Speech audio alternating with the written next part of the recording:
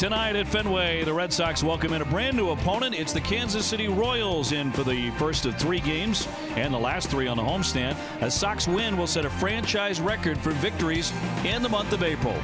Hi, everybody. Thanks so much for joining us here at Fenway. I'm Dave O'Brien alongside Red Sox Hall of Famer Jerry Remy, the Rem Dog, and also Garen Austin in just a couple of moments. Red Sox coming from behind again yesterday, Jerry. They've made a habit of doing that this season and would not have done it without the hot bat of J.D. Martinez. You know, Dave, when they signed Martinez, everybody was talking about home runs, and they're going to come. There are going to be a lot of them before the season's over. But what has impressed me is how good a hitter he really is. And yesterday was a great example of that, him using the whole field. You'll see the first time up how he takes a base hit to the opposite field on a breaking ball. Very impressive. And then he gets a breaking ball and he pulls the ball between third base and shortstop in his second at bat. Pulls it again in his third at bat by the shortstop. Drives in a couple of runs with that. And then he gets knocked down. A pitch thrown right at his head. He has to quickly get out of the way of that. And to have the courage to get back up, get mentally focused again for the next pitch, takes a base hit to the opposite field.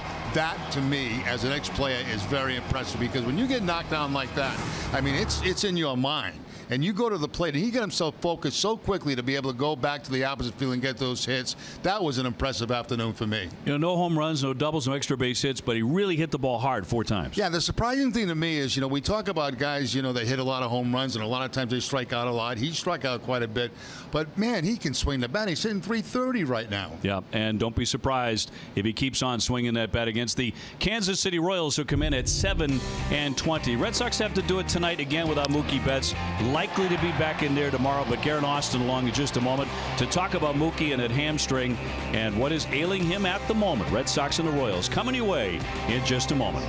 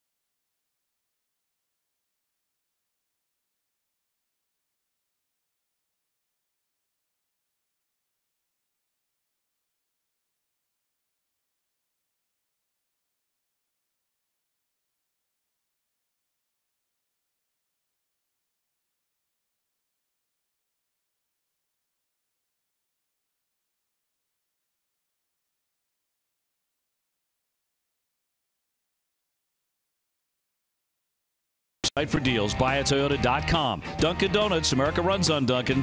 Lexus and the Lexus Strikes Out Hunger program. By Geico, 15 minutes could save you 15% or more on car insurance. Your local New England Ford dealers. And by Digital Federal Credit Union. What can DCU save you? Sox and the KC Royals coming at you. Game 1 of a 3-game series. Time to bring in Garen Austin from field level. And Garen, again a night without Mookie Betts in the lineup, huh? Well, but you never want to see Mookie Betts out of the lineup, especially for the second night in a row. However, there is good news. Alex Cora said that he is available if they need him. Here's more from the manager. Mookie's feeling better. He's an option today, if needed. I feel like, not starting today is going to benefit him, but if we need it late in the game, we'll use him. Yeah, he's moving well. He came in. Not sure if they were able to run. He was able to run outside because of the weather, but he's going to take batting practice on all that. But we'll stay away from him early in the game if needed. Hopefully we don't need it, but if we do, we'll go to him. And Xander Bogaerts is back in the lineup for the first game of this series. The skies are clearing here at Fenway Park, and Eduardo Rodriguez is on the mound when we turn. Dave O'Brien and Jerry Remy have the call.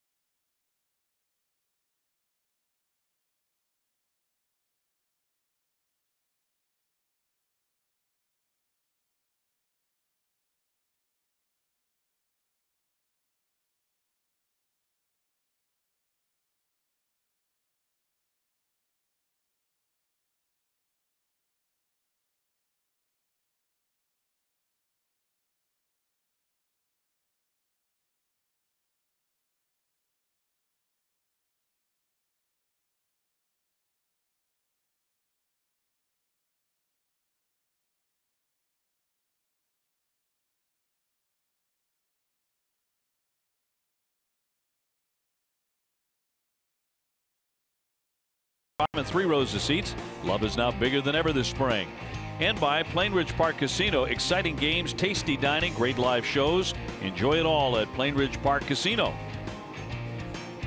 Overcast. We did have rain earlier. The tarp was on the field, but that is gone. We're getting ready for the first pitch just moments away.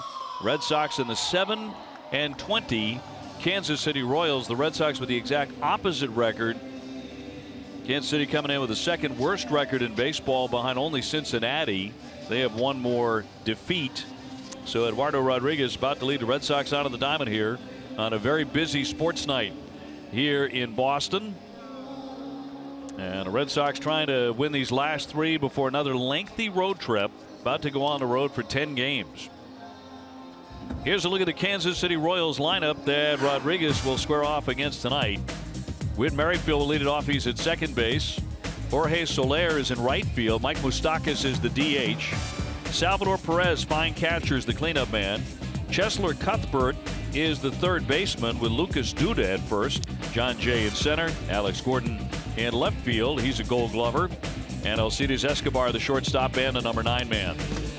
Facing the Red Sox starter, presented by New England Audi Dealers. Rodriguez 3-0, ERA at 3.63.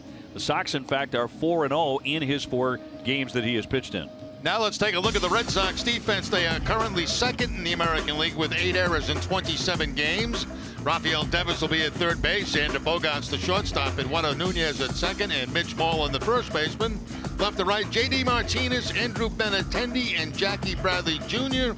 Christian Vasquez doing the catching for Rodriguez. Umpires tonight brought to you by Toyota's website for deals. Buyatoyota.com. CB Buckner behind the plate. Chris Conroy at first with Brian Honora at second and Fielden Culbreth at third. Where available, this telecast can be heard in Spanish by selecting the SAP button on your TV remote. SAP presented by Toyota. Visit Compar2Toyota.com to see Toyota deals not seen on TV. Buenas noches, amigos. This might be the last kind of nasty day as we close out April. 47 degrees right now. Chance of showers tonight. Bit of a breeze in from right field, but tomorrow's supposed to warm up into the 60s. We have seen that shot over and over here in the month of April, and everyone's pretty much sick and tired of it. Yeah, about had enough, you know, so let's move on to some better weather. Rodriguez ready to work against Merrifield. 250 hitter with a little bit of power. He's hit 3 home runs. In there for a strike as we get started tonight. Celtics and the Bruins in playoff action.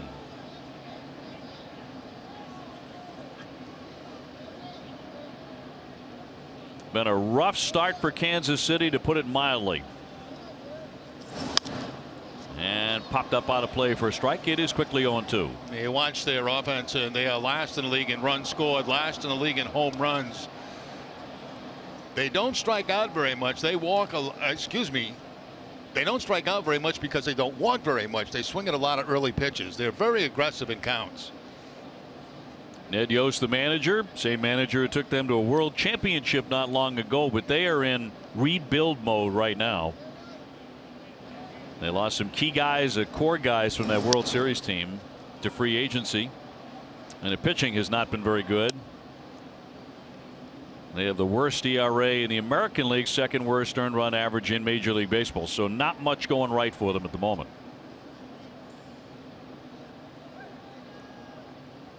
So Rodriguez hoping to prey on that. He's in front of Merrifield, 0-2. And a left-hander just misses. Only 95, barely did it miss. All fastballs so far for Rodriguez, and just missed the bottom of the strike zone on that one.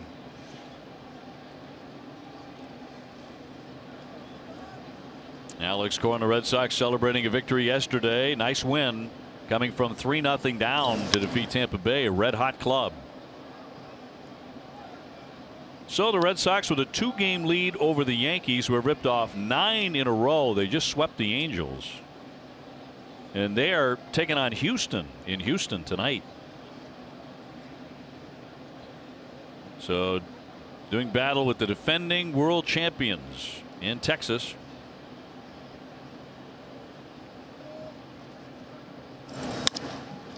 Little looper, and that's a base hit over Nunez off into right field. So Merrifield is on with a single. He is now 4 for 4 in his career off Eduardo Rodriguez. He got all fastballs, then finally got a changeup from him and able to take it to the opposite field for the base hit.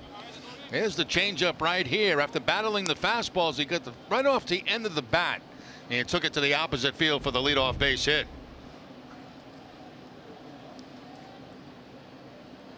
Soler next, the right fielder, hitting .307, couple of home runs. Just had a big series against the White Sox before coming here to Boston. He went 8 for 17. He'll be followed by Mike Moustakas, still one of the core guys from the world champions.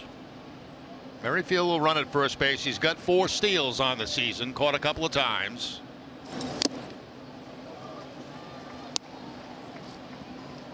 Alex Cora said that he called A.J. Hinch, the manager of the Astros, after last night's Red Sox win. He said, look, when the Sox were out there in California, they swept the Angels to help you guys in your division. Now you've got to do the same thing against the Yankees now that they're in your city. If it was only that easy. If it were only that easy.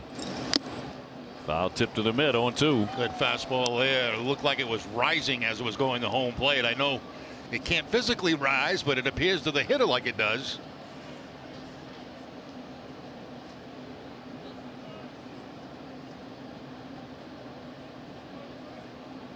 Merrifield did steal 34 bases to lead the American League last year. And the 0-2 pitch from Rodriguez. And he left it in a bit. Perhaps. It looks like so far another very small plate.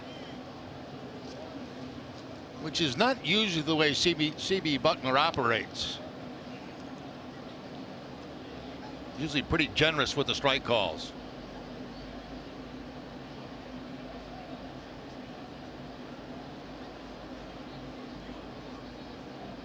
And a left-hander's 1-2 to Soler.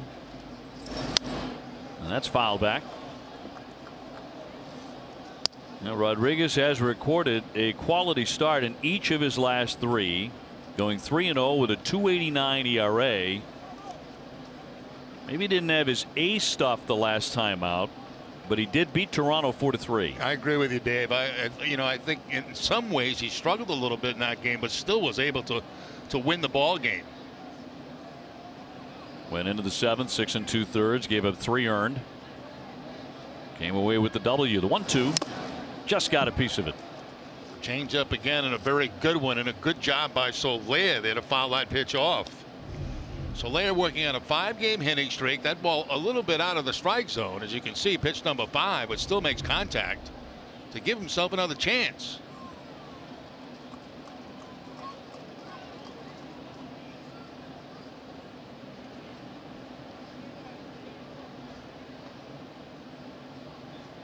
Soler has really handled lefties, 391 against them. 2-2. That includes 1 home run.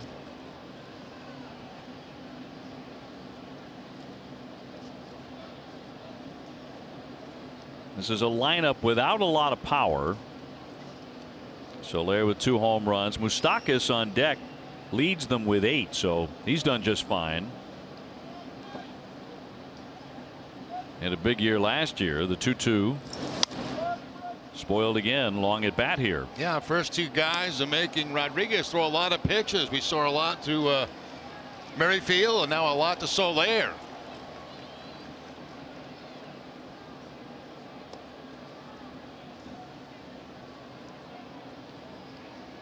Royals now seem like they're a long way from their 2015 World Championship team. Although they have won 2 in a row for the first time this season coming into Fenway. And the 2-2 to Jorge Soler. Full count. So far it's been nothing but fastballs and changeups from Erod.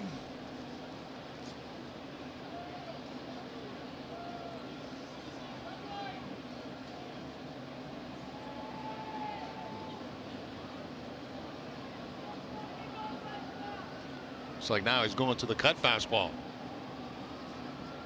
Merrifield off the bag at first, being held by Moreland, not running, and it swung on. He just got a piece to hang in. So the first cutter he throws almost picks up the strikeout, just barely getting a piece of it.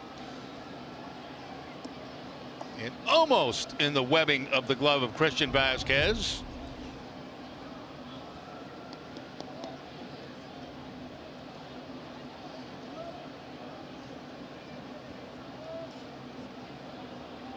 Back to the changeup. And a payoff pitch from Rodriguez. Runner holds, and he walked him. So lengthy at bat, and Soler is on. First and second, nobody out. Time to toss it down to Garen Austin. Garen, what are you working on tonight? Well, hi, OB. Hi, Jerry. Well, tonight I'll have an update on Brock Holt as well as Dustin Pedroia, and it is Christian Vasquez Gnome night here at Fenway Park. So I've got some pretty funny reaction from Christian as well as Hanley Ramirez, guys. And keep that umbrella handy. Yeah. Thanks, Garen. There's Moustakas now, 302 with 8 home runs already, 19 runs batted in. He's the DH tonight. He set a Royals home run record last year by hitting 38.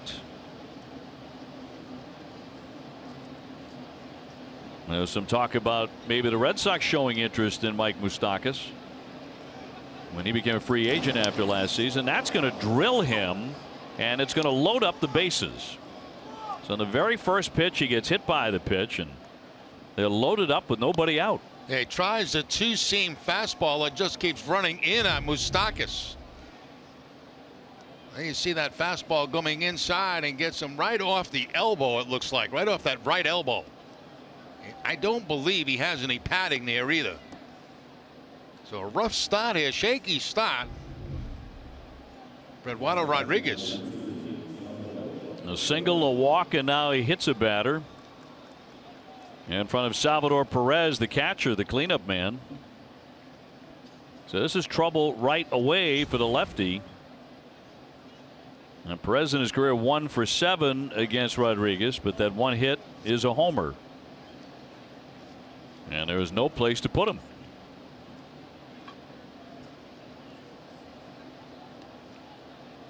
So working from the full wind. And right now he's kind of all over the place.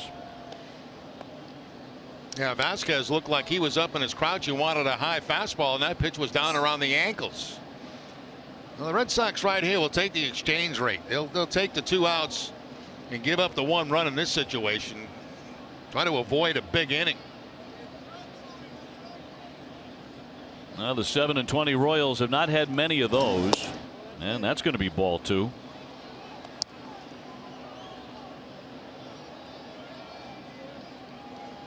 Rodriguez scuffling out of the gate.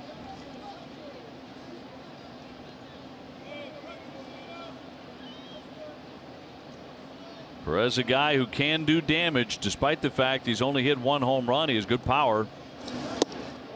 That's going to be ball 3. Looks like the last couple of pitches too. Erod was like aiming those a little bit, just trying to get strikes.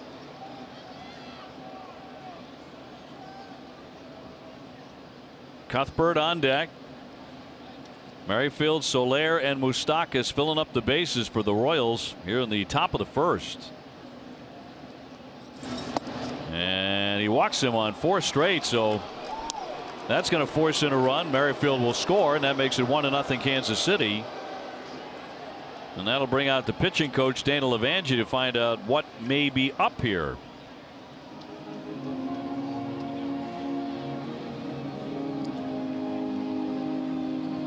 You know, you look at this inning, in the first couple of hitters, Merrifield and Soler put on tough at bats.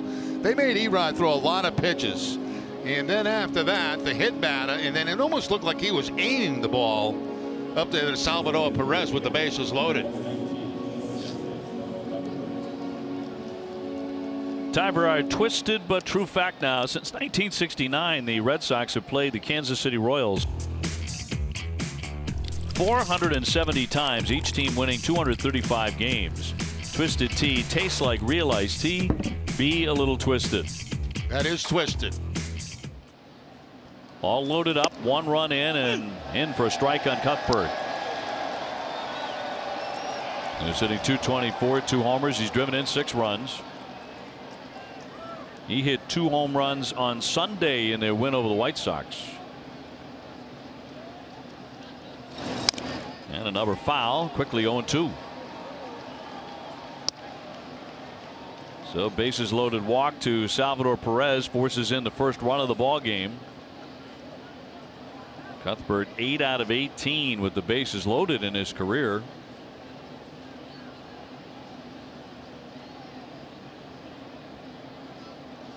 And the 2-strike pitch.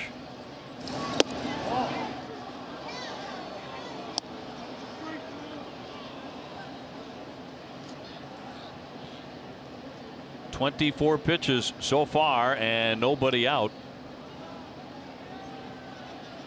Trying to change that right here against the number 5 hitter. And he does. He got him. And the first out of the inning comes on a strikeout. And that's what he needed badly right there, obviously. The changeup does the work for him. It goes down and away from Cuthbert. See the late movement on it. 89 miles an hour with the change to pick up the strikeout. Now a nice ground ball would be in order for a double play and get him out of this mess. Well, every time a Red Sox pitcher strikes out a Royals batter, Lexus will donate $50 to the Greater Boston Food Bank. Big Lucas Duda to get in, the first baseman at .213 with 3 homers. He is certainly a double play candidate. And now suddenly Rodriguez is locking back in.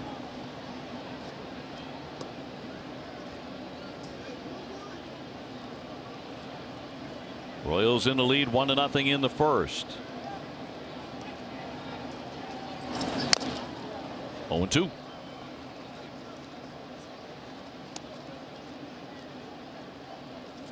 Royals have had a terrible time with weather. They've had 4 games that have been taken off the schedule because of either rain or snow or cold or as was the case in Toronto, the roof falling apart when they were there.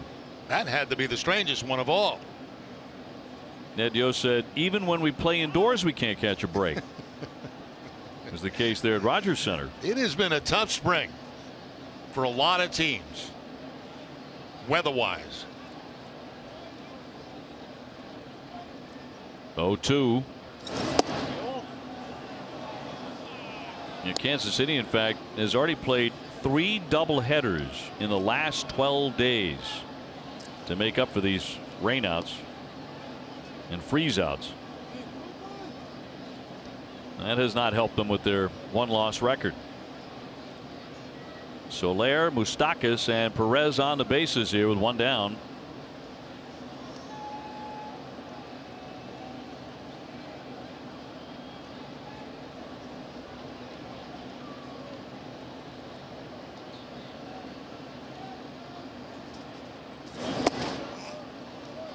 Two and two.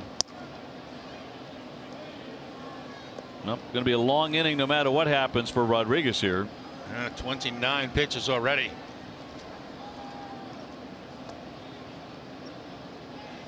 Very light rain falling here at Fenway.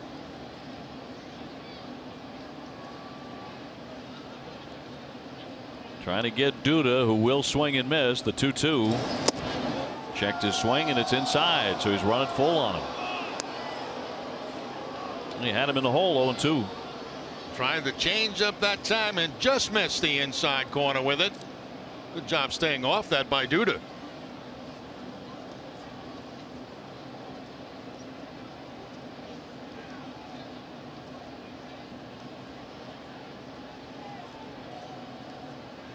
Payoff pitch.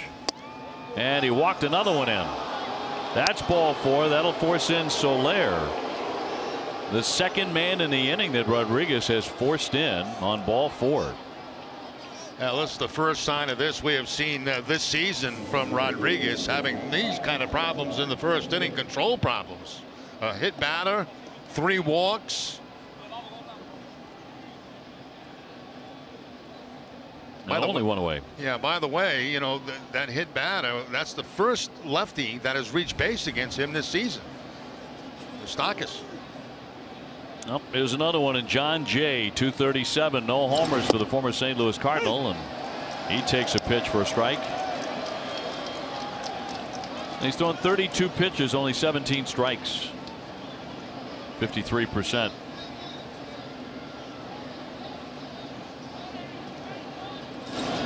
Jay takes one on the corner, according to Buckner. That helped him out a bit. Yeah, that was a little bit of a gift right there, especially for a guy that's having control problems.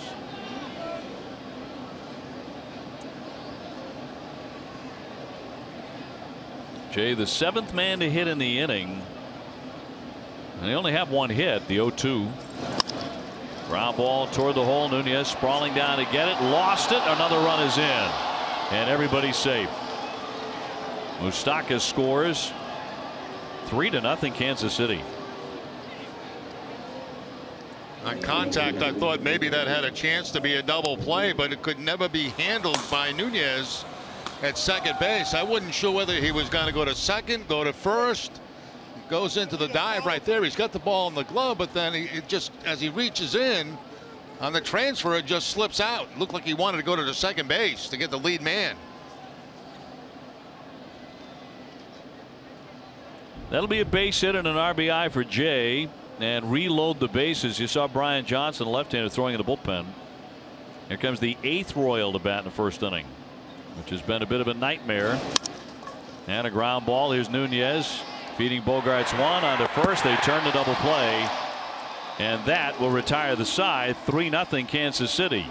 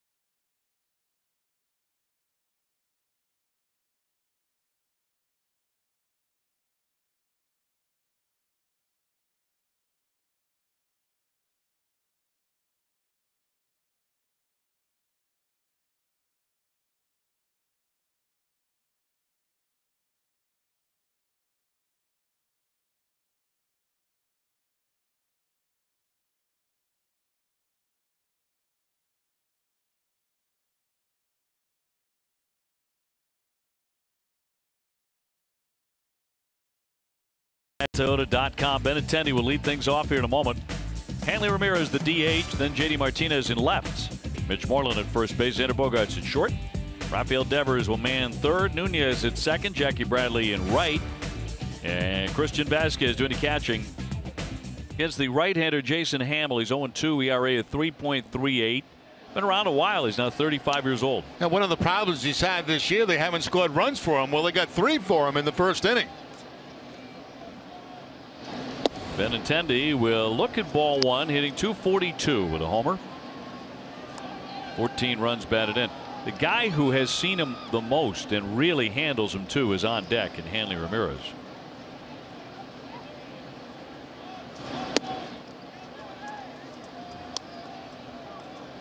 So the Royals hang up 3 right away in the first inning.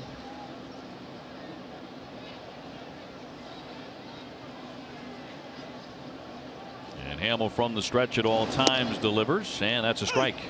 He beat the Red Sox a couple of times last season, a record of 2-0 against Boston.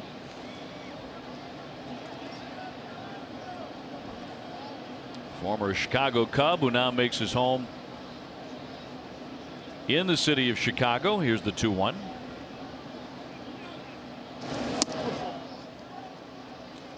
You might remember Hamill from about a decade ago with the Tampa Bay Rays. He was on their 2008 team that upset the Red Sox in the postseason.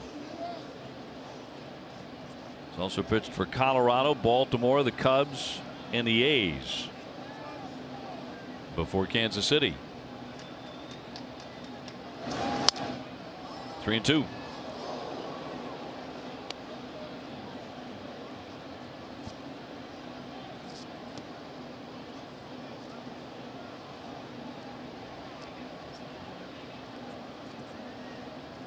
Benintendi working a long count. He's walked 17 times.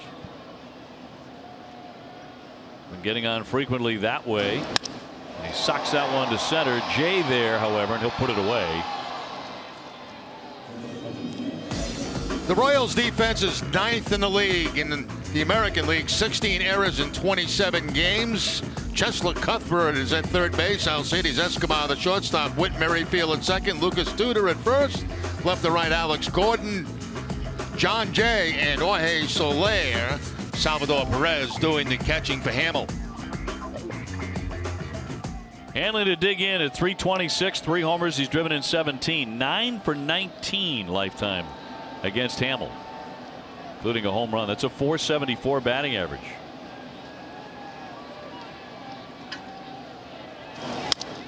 Goes after the first one, pops it up, racing in Soler, still coming. He's got it for the out. Hanley retired on 1 pitch, and so there are 2 gone. JD Martinez next. JD coming off a big day yesterday with 4 hits. So that batting average soaring up to .330.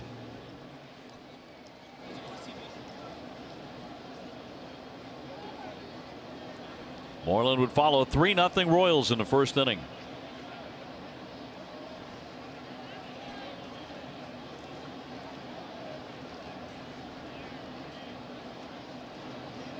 JD, the man who scored the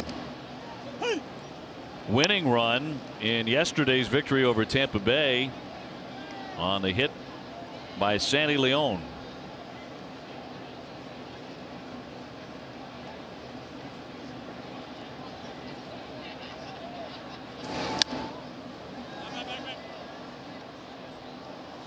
Got some history against Hamill too, for 6 in his career with a home run against Jason Hamill. Hamill signed as a free agent a couple of years ago. He went 8-13 last year for the Royals. High ERA of 5.29. 0-2. He wouldn't bite.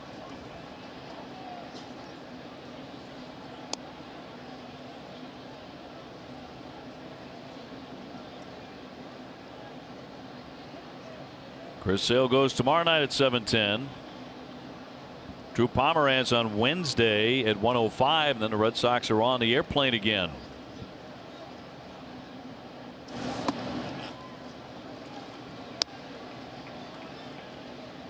Well, it feels like we just got back. Yeah, been a very short homestand, and especially short with that day game coming up on Wednesday before we head for Texas. That's right. Red Sox are home for 6, but 3 of them are day games. Count goes to 3-2. Heading for Texas next. And then the Bronx and back to Toronto on that 11-day road trip. Do not forget your passport. No, sir.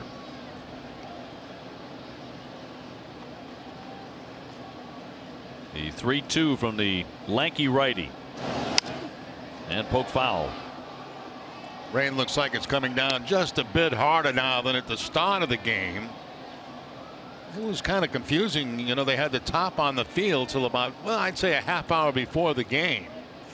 And then it kind of just stopped. So they took the top off, and now it started up again.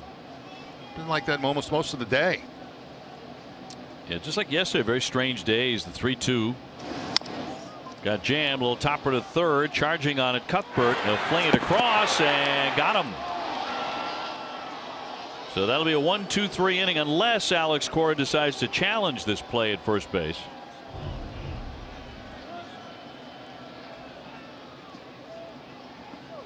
Very, very close at first base. Tough to tell. Hustling all the way was J.D. Martinez, but it looks like the Red Sox are not going to challenge the play. Indeed, they will not, and it's a 1-2-3 inning.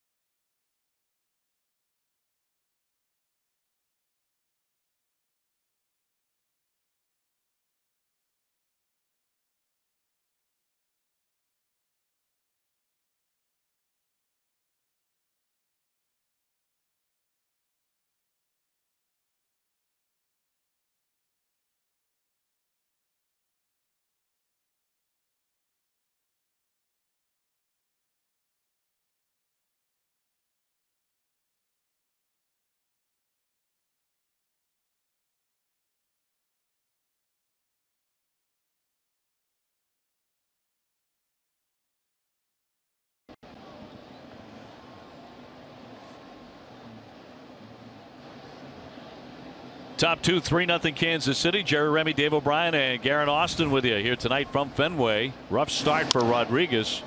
As a fly by Escobar in right center field, but Benintendi will cover that ground for a fast out on one pitch.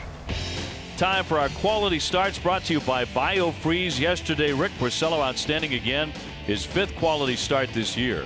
7 2/3, 3 runs. Didn't walk anybody, 6 strikeouts, and 116 pitches. Now, Rick said he didn't feel like he necessarily had his best stuff, but he was able to get through some early patches he felt where he wasn't as crisp as he had been, but standards are pretty high this season. Yeah, his standards are very high because I thought he had pretty good stuff all the way through. Yeah. I think Tampa Bay would agree. Here's Merrifield. He singled into first and scored a run.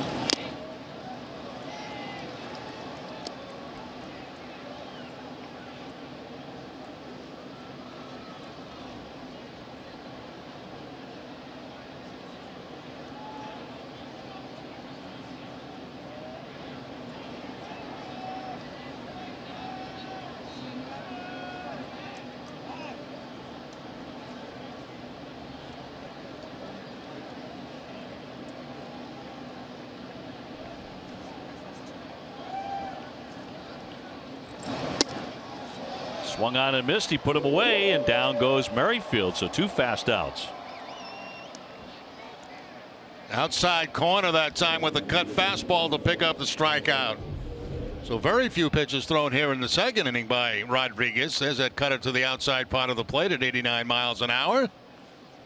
Little break right at the end, and underneath it is Merrifield. The Royals have lost a key bat here very quickly tonight in Mike Moustakas. Remember, he got hit by a pitch. They've taken him out of the game. A dribbler here towards second. Throw on to first, and not in time. Rodriguez trailing the play, and Soler will be on with a base hit. Abraham Almonte will hit now for Moustakas. They're telling us a right lateral forearm contusion and x-rays for Moustakas.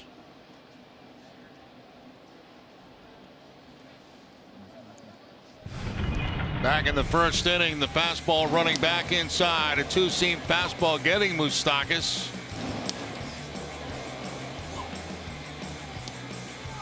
As you mentioned right away, he does not wear a guard there. No padding on that. No, it doesn't appear to be one. So he is out. That's a big loss for them. It's 8 home runs, 19 RBIs, and a 300 hitter. So Almonte hitting .275. He's homered twice. Right hand stick.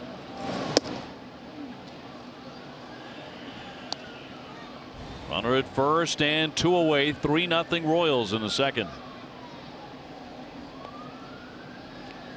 On a wet night at Fenway.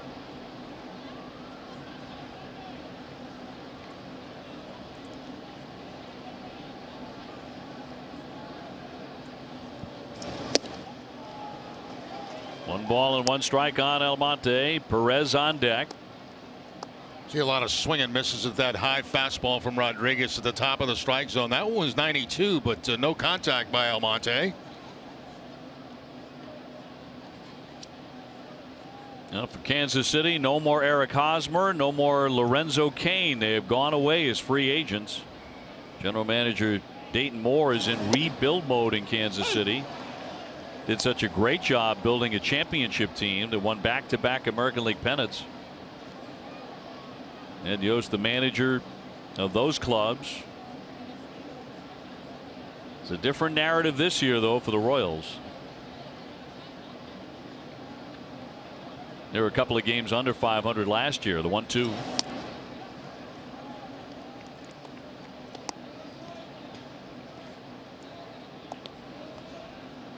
Soler, the runner at first base with 2 away.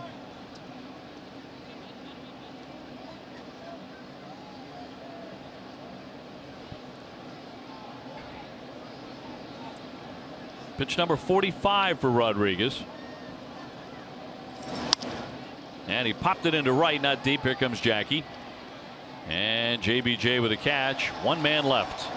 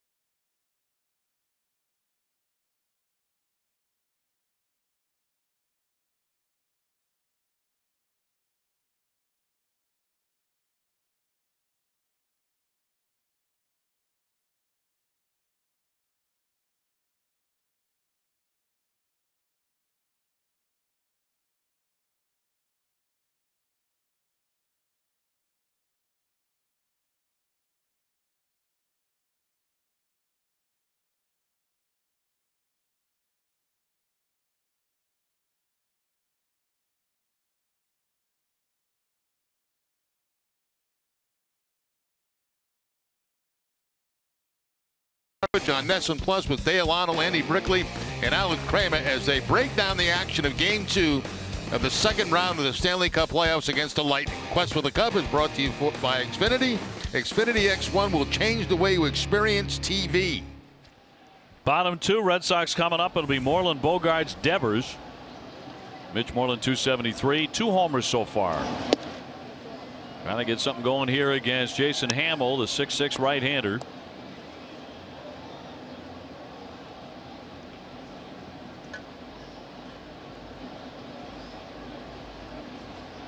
Three men on the right side of the infield for the Kansas City Royals, playing ball in the pull. High D drive, right field, way back.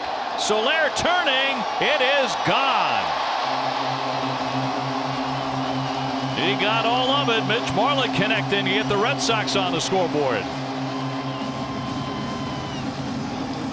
Through the light rain, a high, majestic blast here at Fenway.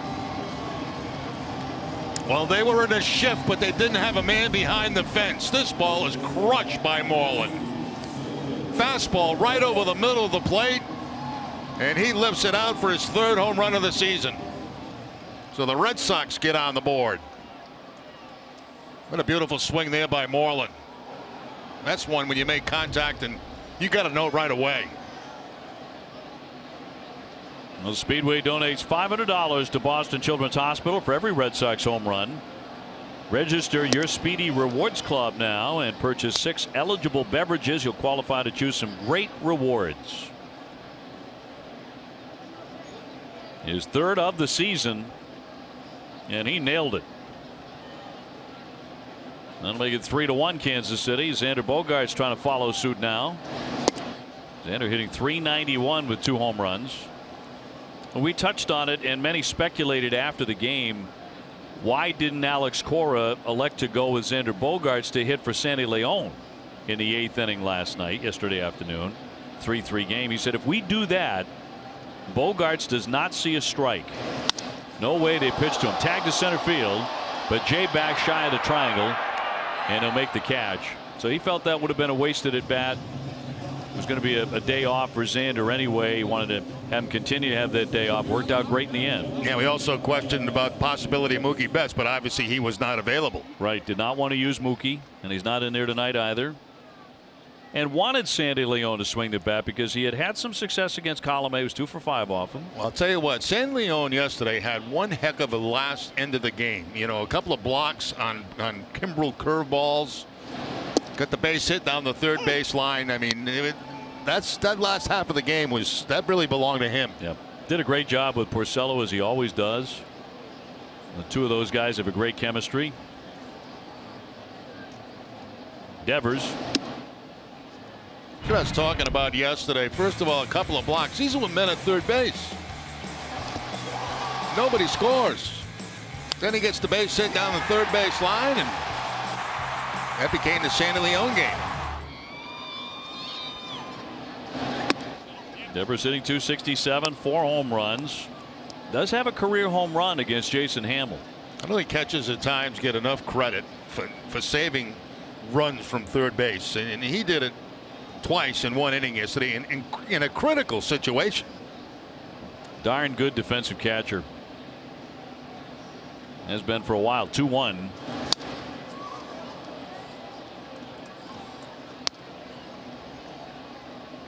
Nunez on deck. 3-1 Royals here in the 2nd.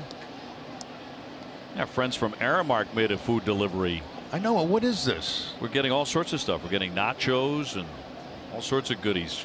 I mean, this really smells good. Here, there's a high fly to right center field. It will not carry though. Soler to his right, and it'll be made by Jay out there in center field. So there's a lot of toppings on that, whatever that may be. It's this here, and I don't know what it is, but it looks and smells really good, and I can't wait. Well, I can wait a while if the Red Sox get some runs, but I'm anxious to dig in and commercial break. Oh, why not? I can't wait. How is it? That's very good. Yeah, well, smells very good. Yeah. Really good.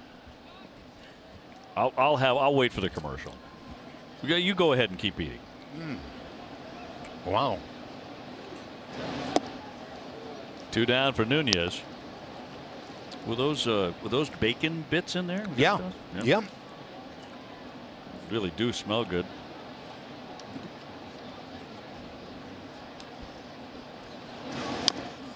Trickler found out. Now we're being told that they actually made a mistake and that this was never supposed to get to us. Well, Dave, jump in because if they come get him. Heckler, no way. Too late. Too bad. Somebody made a mistake. Where were they supposed to go? To Joe? I think they're supposed to go to Joe, yeah. Joe's not going to get him now. Oh, those are good. They are good. They're as good as you say they are. Wow. You got 1-2. 2 balls and 1 strike. Thank you to our great friends at Airmark. Yeah, and especially who delivered them to the wrong booth. Pretty good. 3-1 Kansas City in the second. Up the middle, he kicked it, deflected a Cuthbert at third, and will fire on to get him. And Nunez got a little bit unlucky. We got lucky with the delivery. 3-1 Kansas City.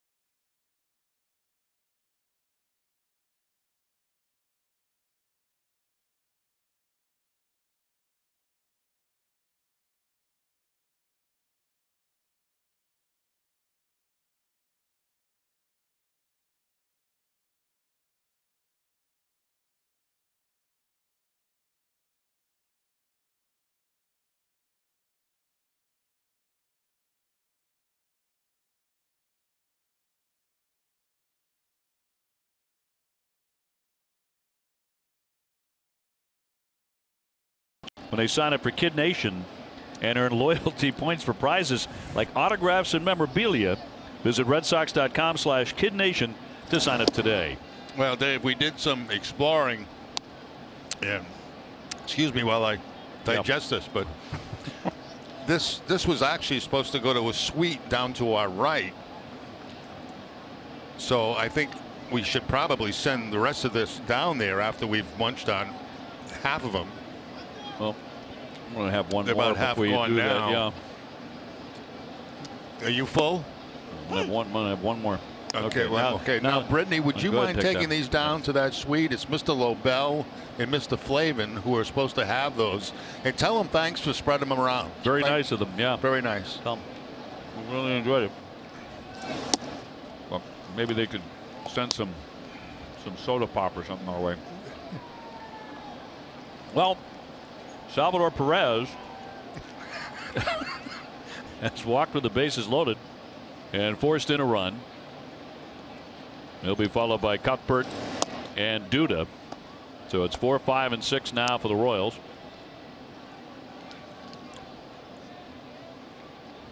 I don't, as a rule, like to eat on the air, and I know you don't either. But sometimes you can't help yourself. No, especially I mean, it's sitting right here and it smells so good. It was sitting right here. 3-1 fouled away. And I was rather shocked because that hasn't happened to me in 31 years where I've been doing a game. Right. And all of a sudden there's food in front of you. So it had to be a mistake. And there was more, too, because they had nachos back there, but they quickly realized their mistake and raced in and took those away. Oh, they took the nachos away. We never got a chance to have any of the nachos. So that's what they're munching on down there now. The 3-2. What do they get there half-eaten whatever we were eating? Well, Salvador Perez came home at the end of spring training. He was carrying his luggage upstairs when he sprained the MCL in his left knee, and he was lost for the first chunk of the season. Freak injury for the outstanding catcher.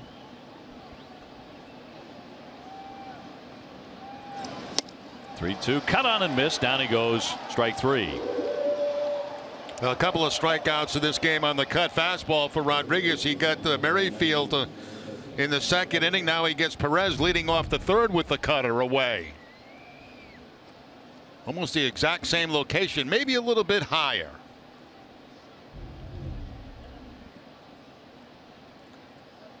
Well, 3 Ks so far for the left-hander. Here's Cuthbert, who whiffed in the first inning. Pretty decent power. He hit 18 home runs last year for the Royals. They're on top by 2 here in the third. 94 right there on the corner.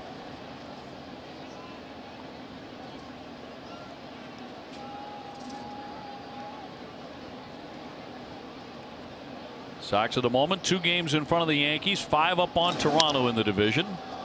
Fly lifted into right center field. Jackie Bradley moving over along with Benintendi. Benintendi will take that. 2 up, 2 down. And Lucas Duda, who walked with the bases full in the first inning, is next. The former New York Met.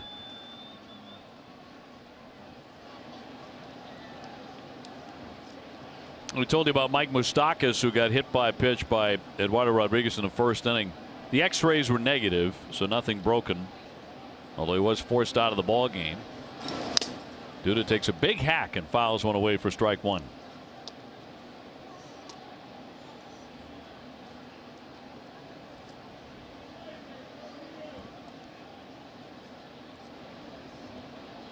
Bruins and the Lightning are tied up 1-1 in the first. In game 2 of that playoff series tonight. He had a notion, but he held off it to count 1-1. Always tempting to chase that high fastball, but that time he would not do it.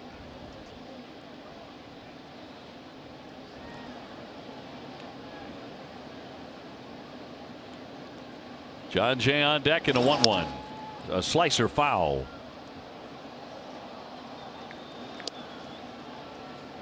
Now, the weather is supposed to be a whole lot nicer tomorrow. Temperatures will get into the 60s. We're not anticipating rain is an issue tomorrow either. Going to be even nicer on Wednesday for the day game. It'll get up into the upper 70s, we're told. You realize when the Red Sox come back from that upcoming road trip, it's going to be the middle of May. Incredible. Time flies when you're having a good time. The Red Sox have been, haven't they, at 20-7? Best record in baseball, the only team to have 20 wins.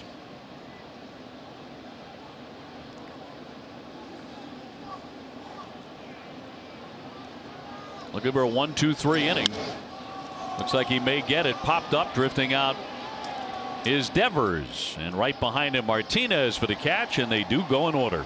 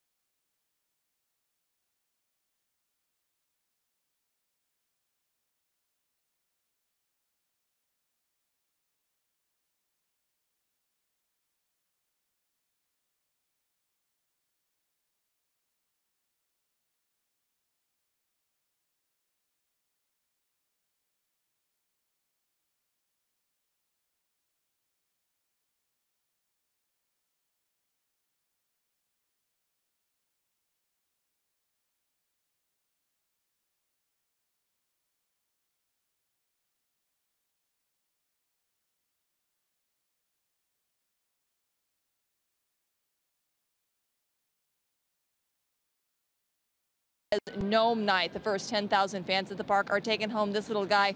And Vasquez and Hanley Ramirez weighed in with their thoughts on the Gnome.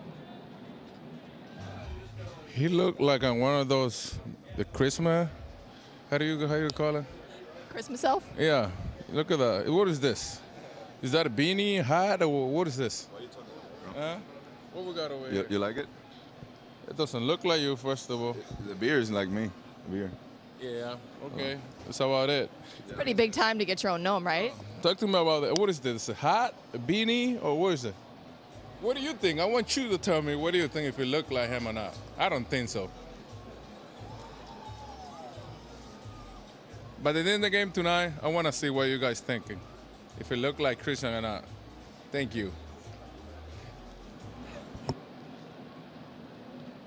Well, guys, Vasquez was pretty pleased with the likeness of the Gnome, so that's all that matters, right? Yeah, I think Hanley's onto something there, though. I think, you know, having viewers rate the Gnome? Yeah, rate the Gnome, how good it was. I like that idea. And he liked the beard. Beard came out great.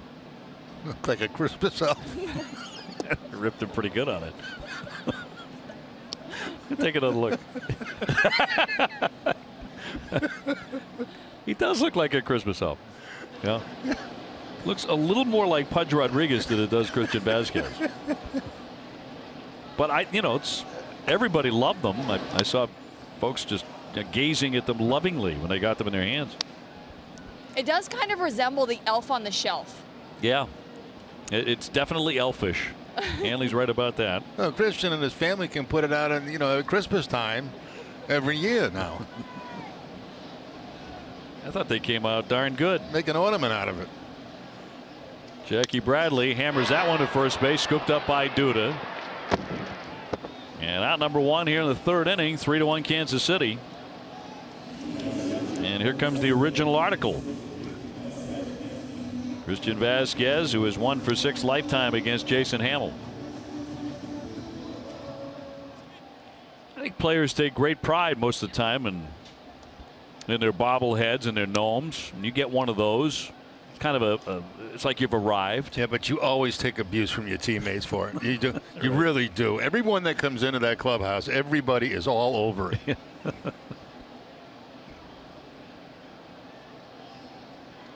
You better get that likeness as close as you can. One down, base is empty. Red Sox with a run up on the board on a monster home run by Mitch Moreland. Yeah. I don't know, man. Maybe it's the hat that throws me off. The beanie. Yeah. Like if he had a mask on top of his head, maybe,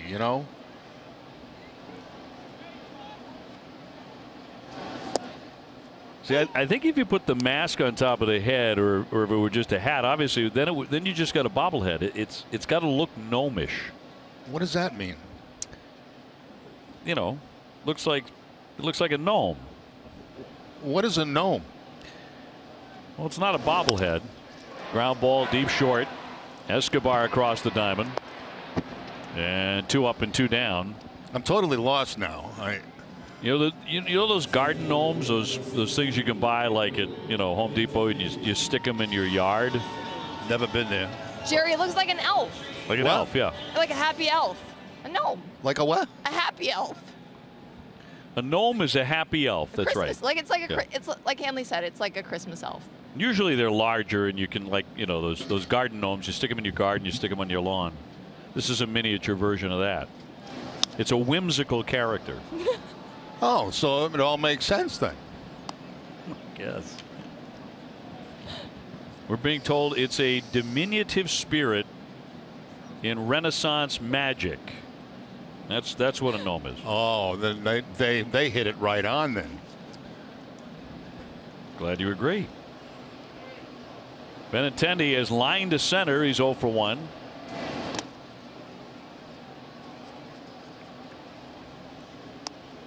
And those were a big hit today.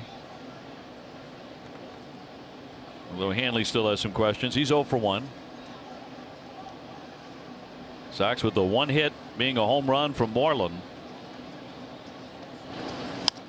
And Luke File back out of play. We actually had a number of guests come in the booth prior to the ball game today that had those gnomes, and we're very happy to have them. Loved them. Yep. Yeah, kids love them.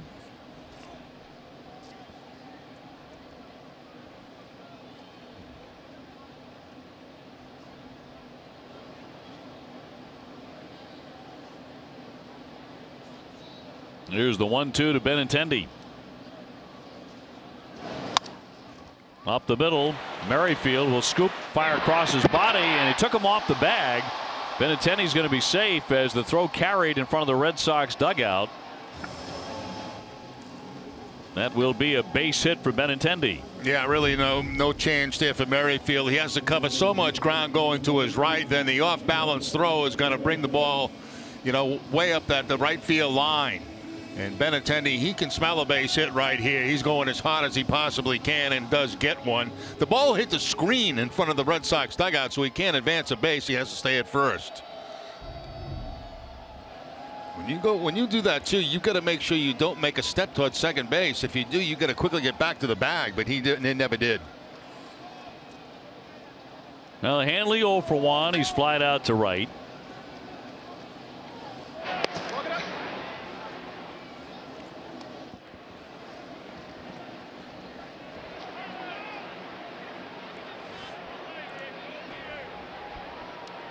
Benintendi a perfect 5 for 5 in stolen bases. Guy behind the plate has been one of the best throwing catchers in the game the last 7 or 8 years.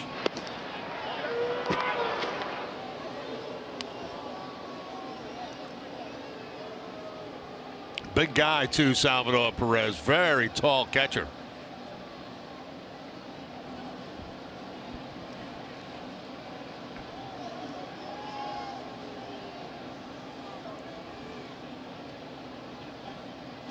Two down, and he'll take a ball outside. JD Martinez on deck. Red Sox trying to get something started here with 2 down.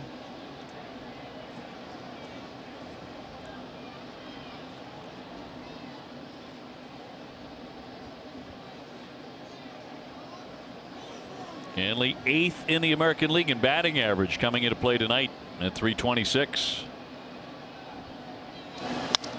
Line drive down the right field line. That's going to skip into the mud down there. Heading hard into third. Here comes Benintendi.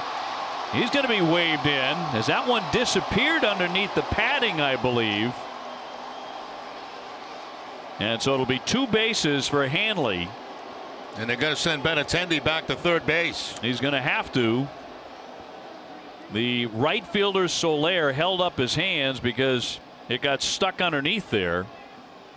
So it becomes a ground rule double. They'll see it right here, right under the fence, and just get stuck. And that's when Soler puts his hands up to tell the umpire. And that's actually a break right there for the Royals, because I don't think there's any question Benintendi would have been able to score on that, especially with 2 outs. But a couple of men in scoring position for JD Martinez. Well, tying runs now in scoring position here for the Red Sox. Martinez 0 for 1. He is grounded to third. And he grounds a foul for strike 1.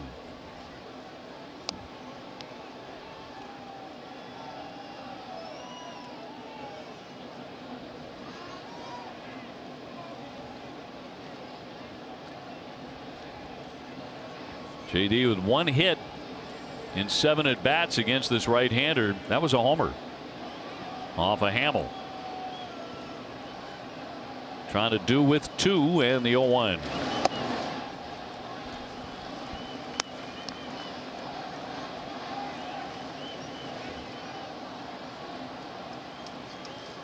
Now a bit of a steadier rain now. Still not heavy, but still coming down here at Fenway.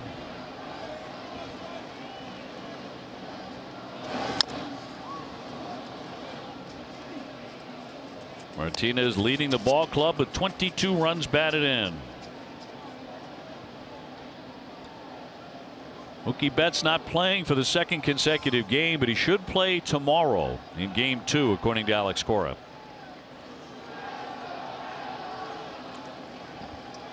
Red Sox want to give him another day, and the wet conditions certainly contribute as well. Here's the 1-2. Even up on Martinez. Benintendi at third. Hanley Ramirez at second.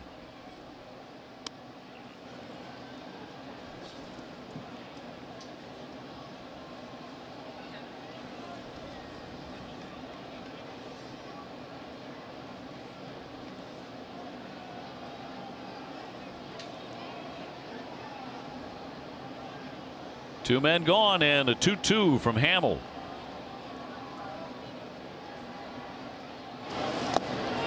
All filled up. He keeps trying to get him chase that breaking ball away. The 4th and 5th pitch down and away from Martinez. Trying that slider. He will not chase. Runs the count full.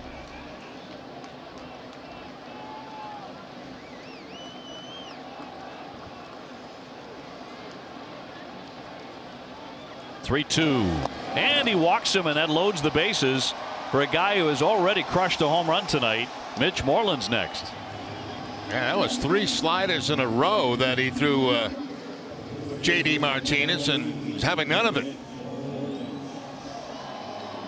Well, back in the 2nd inning, Mitch Moreland leading off the inning with a fastball right down the middle and very quickly getting out of Fenway Park. Home run number 3 on the season for Moreland. Now he's got a chance to do more damage with the bases loaded. Well, he already has one of the 5 Red Sox grand slams so far this season. Hit that out on the West Coast, and he'll take a strike. In fact, the Red Sox leading the majors with those 5 grannies, and according to Elias, Boston is the 2nd team ever to hit 5 or more grand slams before the 1st of May. The other team was the Montreal Expos of 1996. Of course, they don't even exist anymore. He was thinking about it right there, too. The count 0-2. Yeah, Perez wanted that fastball upstairs above the belt right from the get-go. Put down the fastball sign, put the glove up high, and kept that target up high throughout the pitch. Benintendi, Ramirez, Martinez loading them up. 2 down, 2 strikes on Mitch Moreland.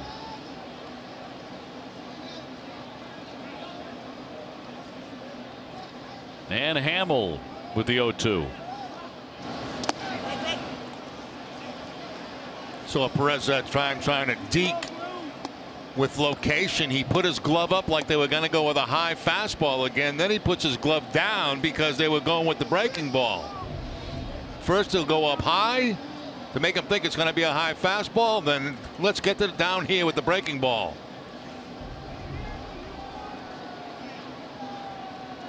Maybe back upstairs again. 1-2. Left it way up top. Third baseman's way off the line, Cuthbert. So Benintendi practically coming halfway to home on the pitch.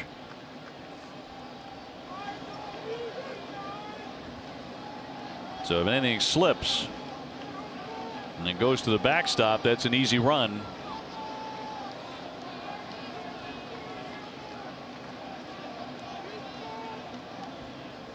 And the 2-2.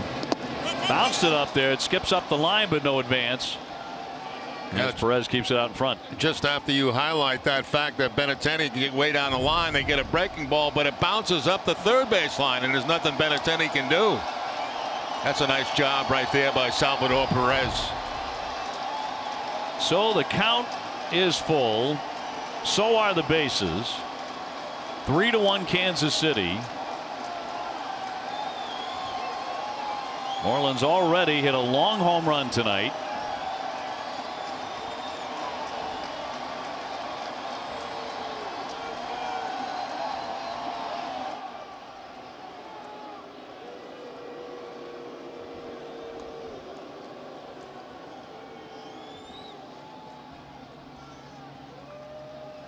After 2 are out, an infield single, a double, the ground rule double, and then ball 4. And the 3-2 to Moreland. And he popped it foul back out of play. They'll do it again.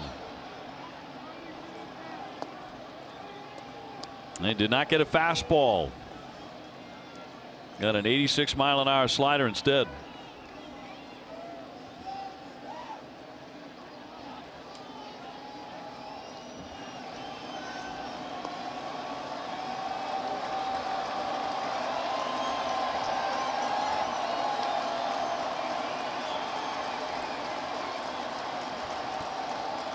And Hamill home with a 3-2. Runners go.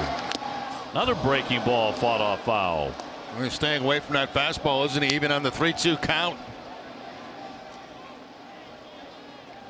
When he goes to the fastball, he wants to go high with it. He throws a high slider that time and fouled off by Moreland.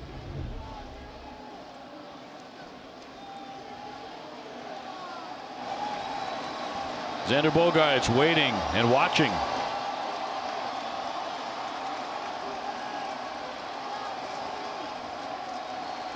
Another 3-2 at the bases jammed. And he walked him. Downstairs, ball 4, runners in. Benintendi will score. And it's now 3-2 Kansas City, reloaded for Xander Bogaerts. Well, let's take a look at this pitch sequence here to Moreland. They start him off with a fastball in the outside part of the plate for strike. Then they elevate and quickly get ahead, no balls and 2 strikes. Here's where Moreland really gets tough. Takes a breaking ball, takes another high fastball. Once again, they tried a breaking ball. Good block by Perez. That's a pitch that was good to hit, but he fouls it off. Fouls off another breaking ball. And then what a take that was. You know, after seeing high fastballs and that at bat, every fastball he saw was a high one. To take one that was that low and close to the strike zone was pretty good. Yeah. Pretty good eye shown by Mitch Moreland right there. Impressive. So now it's Ramirez at third, Martinez at second, and Moreland at first. He picks up the RBI. He has 2 of them tonight. Time of the Geico Red Sox moment now, honoring the 2013 Red Sox World Championship season. Game number 27 of the 13th season. The Red Sox defeated the Toronto Blue Jays 3-1. Ryan Dempster earning his 2nd win of the season. Mike Napoli and Mike Karp sparking the attack. Xander 0 for 1 with a fly to center.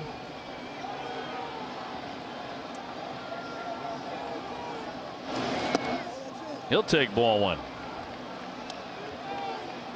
Hitting .383 with 2 homers and 11 RBIs. And he has a 5-game hitting streak.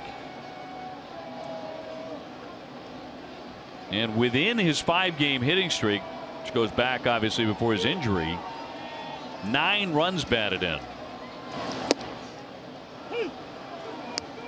2 fastballs, 1 inside corner. I thought Bogaerts was going to swing at that pitch, but he took it.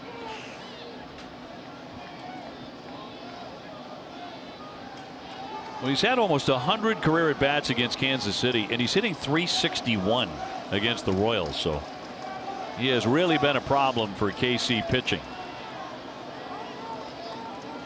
And most of that against some really good staffs. And now he's going to ask for time and get it from Buckner. One of the things when it's raining, you try to keep that rain from coming down the bill of the cap on the helmet and keep that bat dry.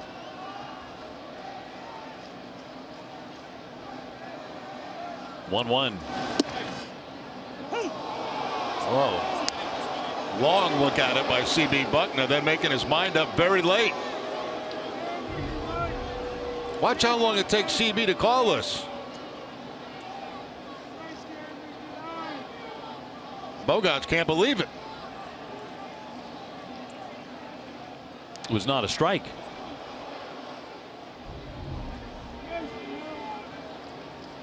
Two down, loaded up, and the 1-2 to Xander.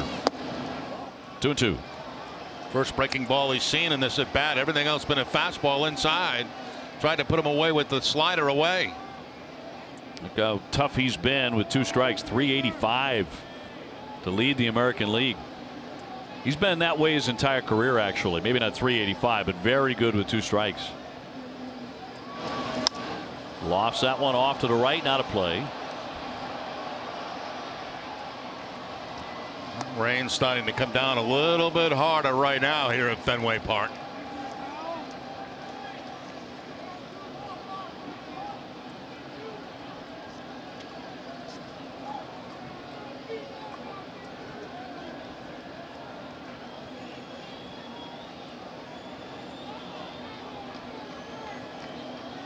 Ramirez at third, Martinez at second, Moreland at first base.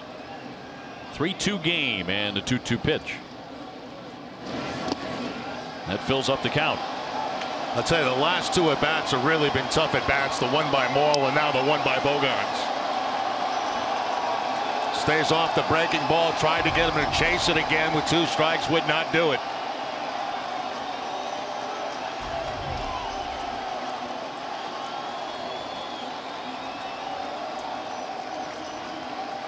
And the Gnomes want some runs.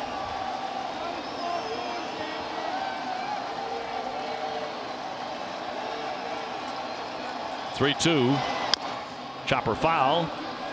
Stay with the slider, and Xander just fouling that off, hitting the top of it. Then he asked the umpire, was that a good pitch? You do that as a hitter once in a while. When you're not sure, you'll look back at the umpire and say, well, was that ball a strike? And the answer to that question was yes.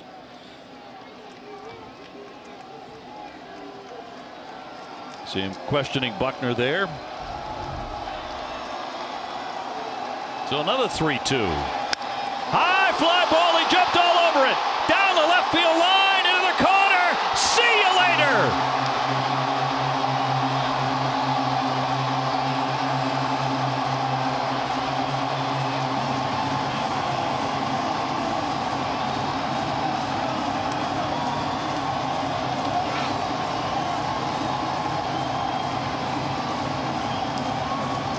Xander Bogaerts for the second time this season with a grand slam, 6 for the Boston Red Sox, not out of April yet, and the Red Sox turn this game on its head.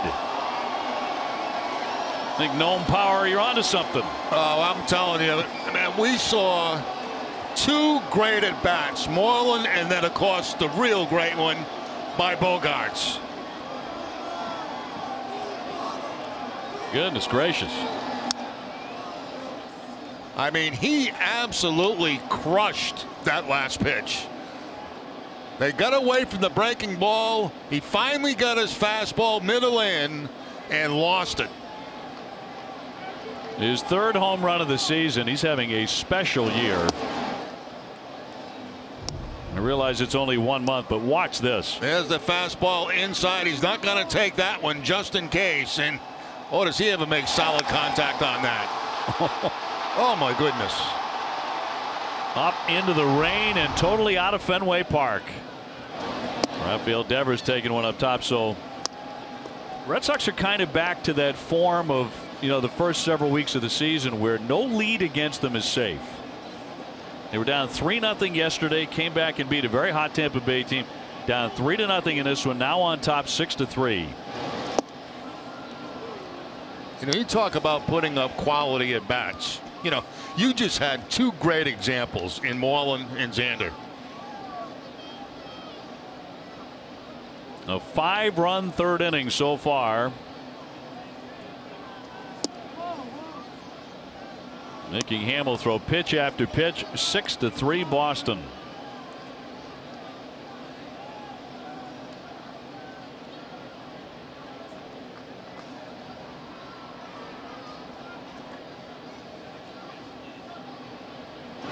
Three-two rolled foul. So again, to go back to that note,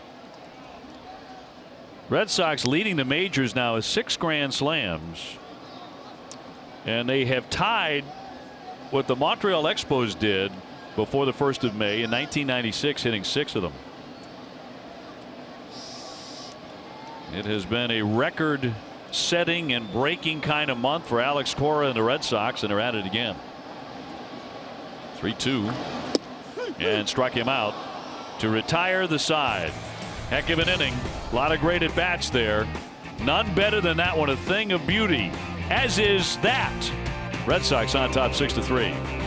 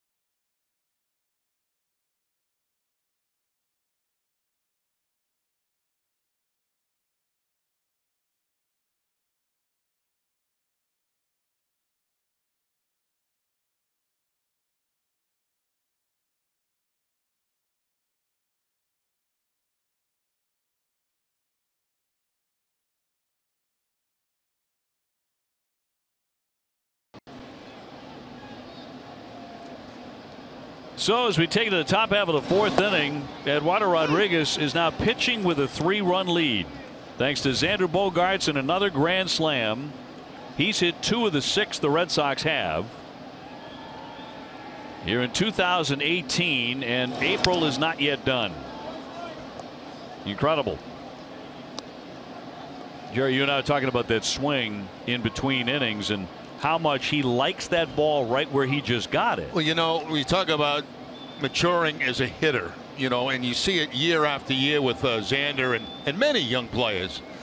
That's a ball that he used to take to the opposite field, if you can believe that. I mean, a ball inside like that, he used to take his hands inside the ball and rifle it to the opposite field. Now, on that pitch, he's getting extended and he's pulling it and pulling him out of the ballpark. That's why when you saw his swing early in his career, you always had the feeling that as he matured as a hitter, he was going to hit more home runs because he was going to learn how to pull that pitch on the inside part of the plate. And he has done that. Foul tipped in the mid by Jay and held by Vasquez. He got him. So Jay fans, he had singled his first time up, one away in the Kansas City fourth inning. And Rodriguez looks more like a guy now that, you know, the first inning looked completely lost, but now he's attacking the strike zone, and he has been for the last couple of innings. Well, Sena Alex Gordon, the talented left fielder, certainly defensively he's among the very best, if not the best, at his position in the American League. 0 for 1 tonight. He's hit into a double play.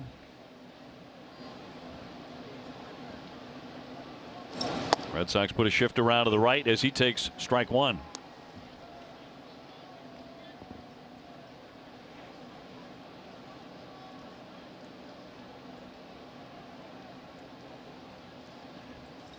Gordon 3 for 7 lifetime against Rodriguez. Kansas City signed him to a 4-year, $72 million contract right after they won the World Series. Gold Glove outfielder, but his offense last 2 seasons has made that look like a bad deal. Because last year he hit just .208 with 9 home runs. That was not an injury season. It was a full season.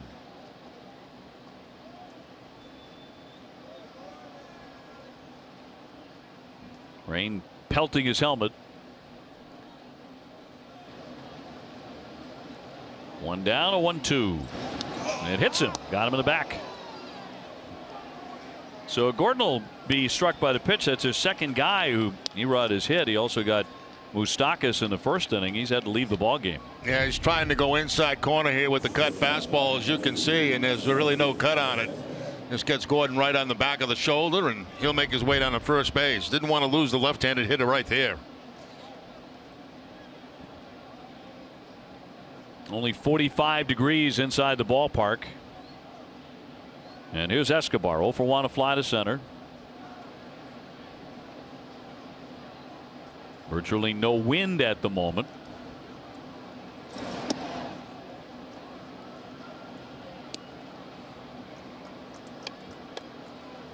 Kicking up a little bit now.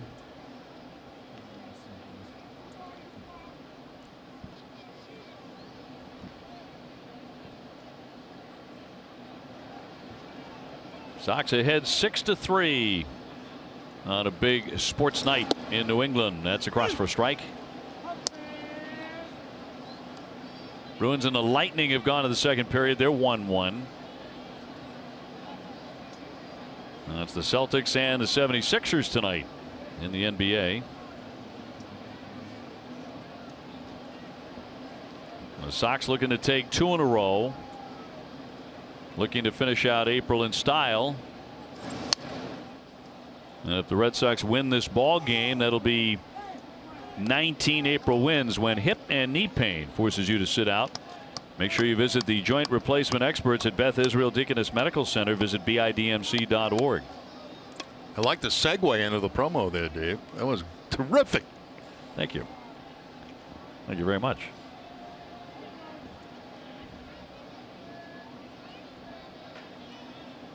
Red Sox have never won more than 18 games in April. They won 18 in '98, '03, and in 2013.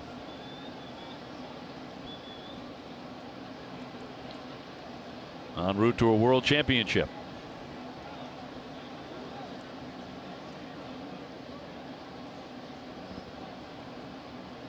Gordon on and a 1-2. And a shot toward the wall and left. Racing back Martinez. It's going to be on the warning track. Up into the 10.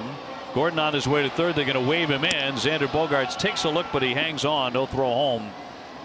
And Kansas City has cut it to 2. 6-4 on the double by Escobar. Yeah, Escobar came into the game only a 204 hitter, but puts a charge in this one well over the head of Martinez in that gap out there in left center field. And by the time he's able to track it down, Gordon, who was hit by a pitch, comes around to score. That ball was on the inside part of the plate. And that's a ball that Escobar can pull, and he did that time. So they strike right back. Top of the order in Whit Merrifield. He singled and scored in the first inning. He has since struck out. Merrifield starred with Jackie Bradley at the University of South Carolina. They were teammates there, and together were a couple of the driving forces to take the Gamecocks to the 2010 College World Series title.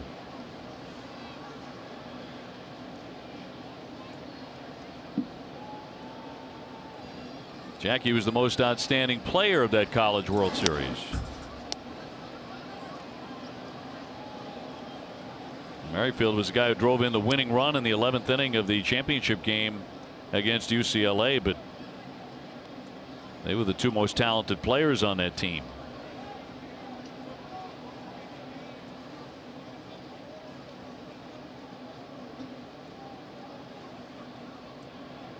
Man at second, a run in. 6-4 Red Sox.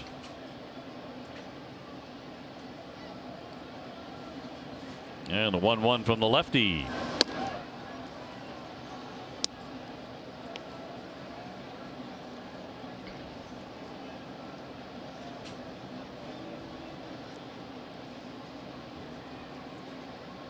Eduardo up to 76 pitches, threw a lot of them in the first inning. When he labored, he walked 3 men, he hit a batter. So a rough start for him. The 2-1. That's hard hit.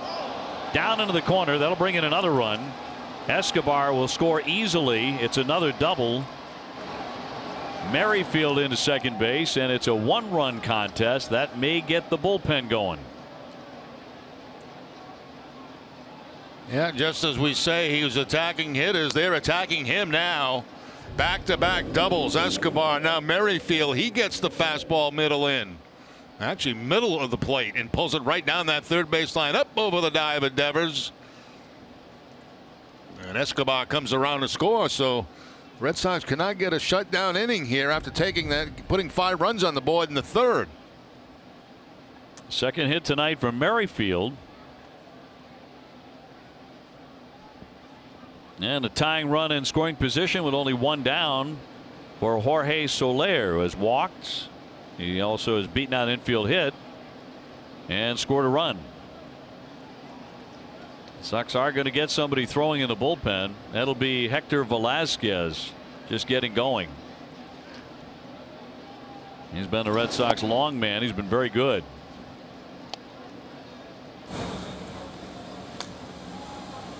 Six to 5 Sox, so plenty of scoring in this one early on.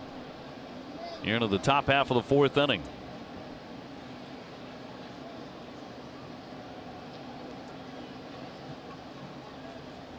And a 1-0. And him out in front.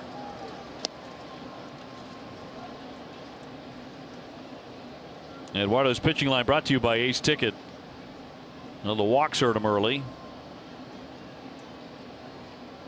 5 earned runs.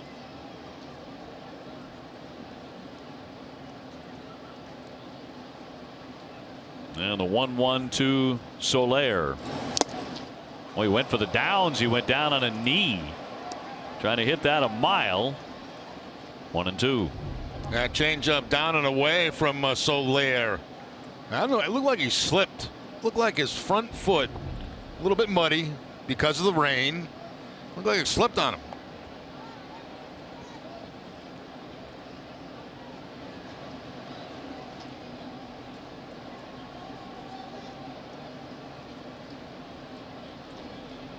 Steady light rain. Here's the 1-2.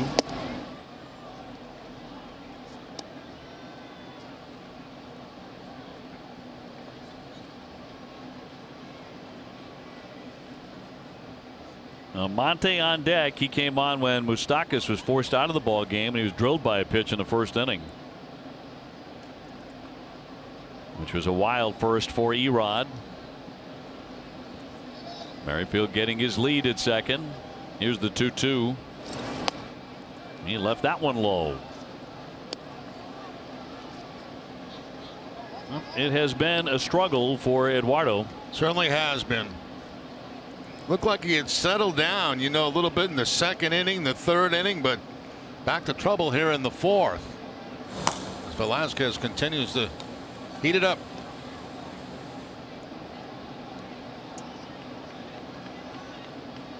He struck him out off speed again to put away Soler. So 2 gone.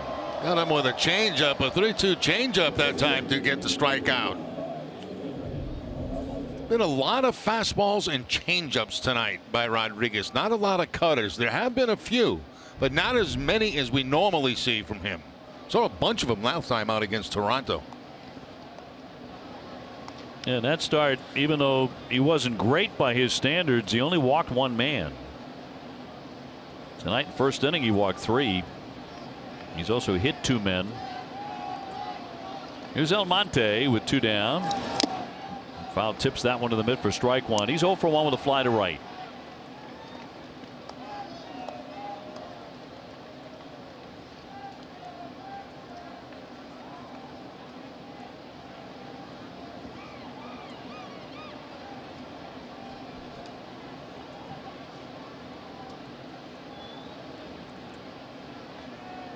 A 1 pitch to the mid. Foul tipped it. 0-2. Tomorrow at 6, don't miss Red Sox first pitch presented by Joseph Abboud, available at Men's Warehouse. TC and Steve will break down Eduardo Rodriguez's start.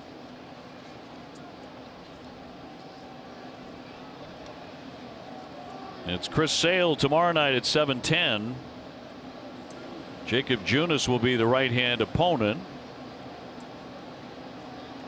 And Wednesday afternoon, the homestand ends. And that'll be inside 1-2.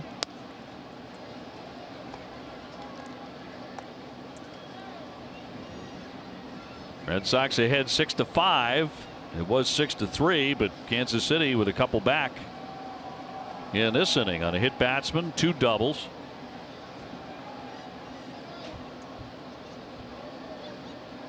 And the 1-2. Well, he was tempted but did not swing. The bottom of this 4th inning, the Red Sox will have due up Nunez, Bradley, and Vasquez.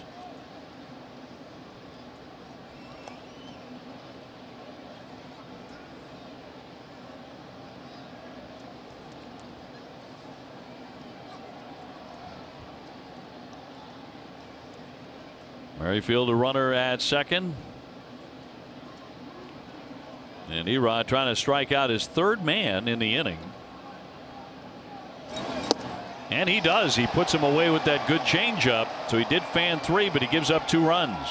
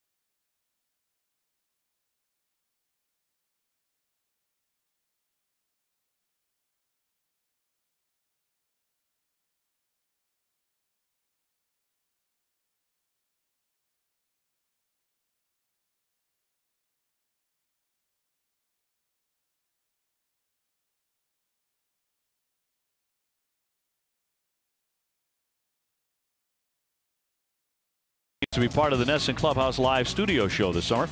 You can enter your son or daughter's team for a chance to be part of the show by visiting Nesson.com/Franklin, the official batting glove of the Red Sox and Major League Baseball. Well, some hearty souls here tonight of all ages. Red Sox and Kansas City 6-5. Sox in front as we take you to the bottom half of the 4th inning. Nunez to lead things off here. Now, it'll be very interesting to see if Alex Cora decides to stick with the left-hander Rodriguez or bring Velasquez in when we go to the 5th inning. Yeah, we'll find out. You know, when you get maybe an out in this inning, if Velasquez continues to throw, that means he's probably coming into the ball game. Little pop-up racing on Merrifield, says he has it on the back pedal. Nunez pops up. He is 0 for 2. And that'll bring up Jackie Bradley, that other star from the University of South Carolina. 0 for 1 tonight with a ground out to first. 1-run game in the 4th. Red Sox made a dramatic comeback with a 5-run 3rd. The highlight, an absolute blast, a grand slam by Xander Bogaerts, who's hit 2 of them this season. Before we get to May 1.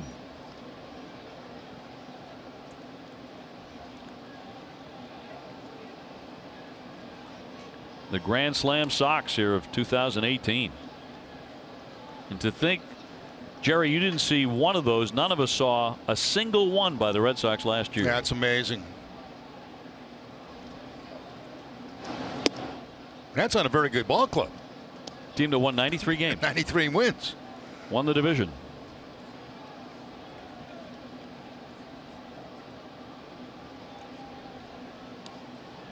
Jackie, part of the Hyannis Harbor Hawks on the Cape. Great summer league. If you ever do get the chance, spending time on the Cape in the summertime, take in a couple of Cape Cod Summer League games. It's a real slice of Americana. Great stuff. Now the 2-1.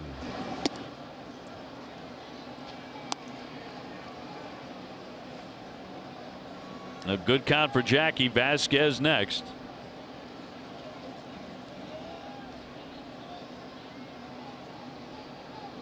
And we're hoping the last truly miserable night at Fenway this season. Not going to sugarcoat it. It's been awful for the players, and that is outside ball 4. Funny thing is, though, the Red Sox, you know, in horse racing terms, they're good mudders. They don't mind seemingly playing in this stuff because they win a lot. Tell me if I'm wrong, but I think we've really had basically 2 good days. Yeah. I mean, 1.5, maybe 1.5 good days. I think you're right. To play baseball in. I mean, Saturday was a glorious day. Just spectacular. Yeah, Saturday was more like it. It's what you think of when you think of spring. Again, tomorrow's supposed to be a huge improvement, and then we're off to the races. Right into summer, it feels like. Feels like that's what's coming. Vasquez 0 for 1. He's grounded to short.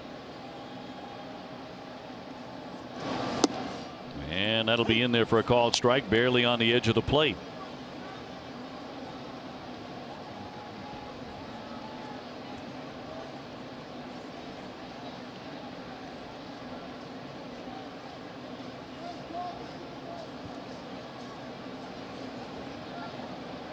A couple of really fine throwing catchers there around home plate. And Salvador Perez and Christian Vasquez. Vasquez up to 40.3 for his career. A good block by Perez, who's won the Gold Glove. You know, Vasquez is one of those guys that Cora will use the hit and run play with. Don't know if we'll see it in this particular at bat, but it's always a possibility when he's at the plate and a man at first base and less than 2 outs.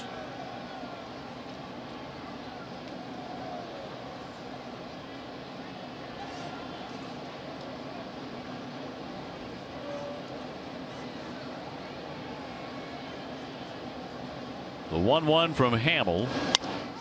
Hard hit but foul.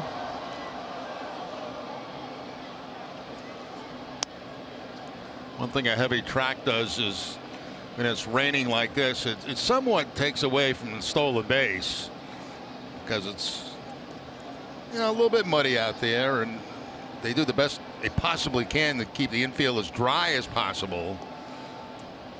And with the rain continuing to fall, see it clumps up on the cleats.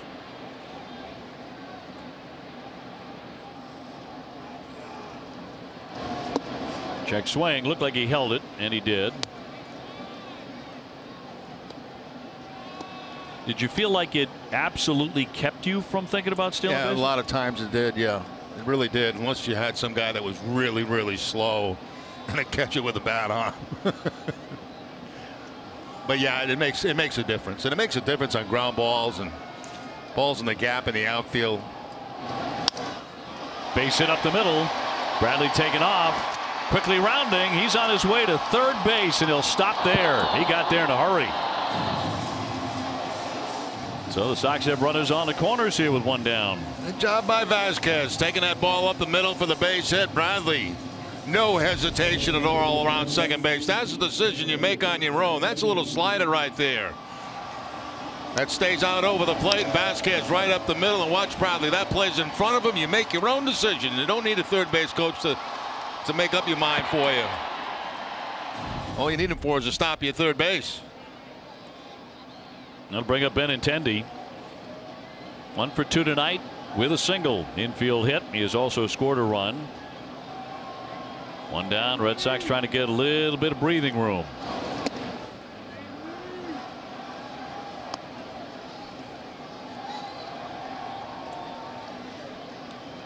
Ramirez on deck. And Benintendi scoring another run in the third inning. He's on a pace to score over 100 runs. He's been walking a lot. That certainly helped, but he'll take a pitch into the dirt. Nice scoop by Perez. We'll see who's been driving the ball, presented by Toyo Tires. Benintendi last 5 games hitting 400 on the nose. Toyo Tires, the official tire of the Boston Red Sox. Only 23 years old. We should all keep that in mind from time to time, huh? Devers only 21. Fly to center field. Back to tag up Jackie. Jay makes a catch, and here comes the run. Give the RBI to Benintendi, his 15th, and the Red Sox are now on top 7-5. The man at third base, get the ball in the air, keep it off the ground. The ground may mean a double play. Get the ball in the air, get a run home. Nice job by Benintendi. Picks up his 15th RBI of the season. That fastball was supposed to be away. It came inside, and something that Andrew could handle. So the Red Sox get one back. This is a little back and forth action, isn't it? It's been an interesting game. Sox falling behind 3-0. Rallied to take the lead 6-3. Kansas City got 2 back in the 4th. Now another run for the Red Sox here in the bottom of the 4th. And here's Hanley Ramirez. They get Tim Hill going in the bullpen now for Kansas City. The lefty. He'll drop down.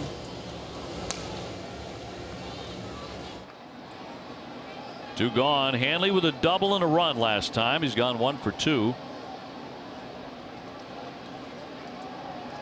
He's had a really fine month of April. Up the middle. That one hits off the pitcher. It caroms to the shortstop. Throw to first is in time. What's going on? That's happened twice in this game. Pinball baseball. Twice the Red Sox have had a hit taken away on the same kind of play.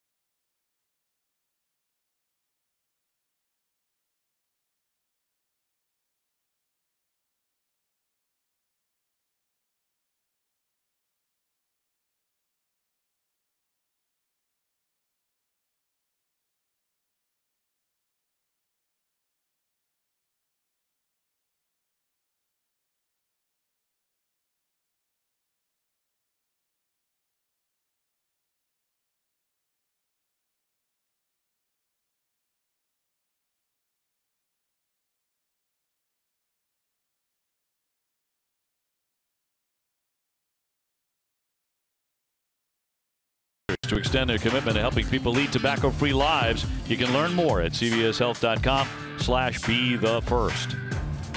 Red Sox have the lead 7-5 going to the 5th inning. Pitching change. As anticipated, Eduardo Rodriguez done for the night. He had 4 tough innings. He gives way to Hector Velasquez, who tossed a season-high 3 1/3 scoreless innings on Friday against Tampa Bay. He's been gaining more and more prominence in that bullpen, and if a Red Sox starter gets injured or performance knocks him out of the rotation, this is going to be the likely man to replace him.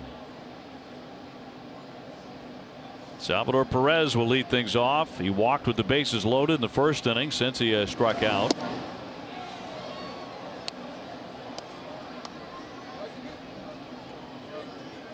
So Erod went 4. He gave up 5 earned runs on 5 hits. Strange pitching line because he walked 3 and he hit 2 batters. So he took those walks on the wild side, but he also struck out 6. A very strange outing. You know, there was a time there in the 2nd and 3rd inning where it looked like he was really getting his act together, and then slipped a little bit in the 4th as he struck out the first batter, but then he hit Gordon with the pitch, and that kind of took him out of his rhythm, it looked like. Then a double by Escobar, a double by Merrifield. And he gave up a couple of more runs. Hammered into right field, but there's Jackie Bradley. Hardly had to move, and that is out number 1. Let's get on to Guerin. Well, Alex Cora told us that Brock Holt is feeling better. He took ground balls today, but Cora said even though he's improving, he will be out for a while. And Dustin Pedroia continues to work in Fort Myers. He played 3 innings the other day. And Cora said that while he's working, guys, he is also, this is really a work in progress. And when he was asked if Pedroia would be returning on May 25th, he said, are there 31 days in May? Put him down for returning on May 32nd. He said the most important thing, guys, is that they don't rush him back too early. Bogart's up, throws it, and scooped by Moreland over there at first base, so 2 down. So I think that's later than originally hoped, of course, but you have to remember about Dustin Pedroia that he's in the very early days of spring training for himself. You're exactly right. I chatted with him the other day, and he says he feels great. He knew this would be the toughest part of the program right now, where he's doing all baseball activities and slowly getting back to, getting back on the field. It's going to be extremely difficult for him. Know how much he wants to be here, but he knows, I think, that in the long run, for the best results, the more time he takes, the better. Be healthy for good when he gets back. That's the hope. Here's Duda with 2 down. Velasquez looking for a very quick inning here in the 5th. Stay tuned after the 3rd out for the mid-5th studio show with Adam and Jemai. I mean, how gifted is that Jemai Webster, man, to go from working the games or on the sidelines and giving you great information, interviewing ball players, start of the game, and then right into the studio, in all likelihood in an entirely different wardrobe. Just incredible. I'm deeply impressed. Duda has walked with the bases loaded to force in a run. He's also flied to center. Sox with a 7-5 lead in the 5th.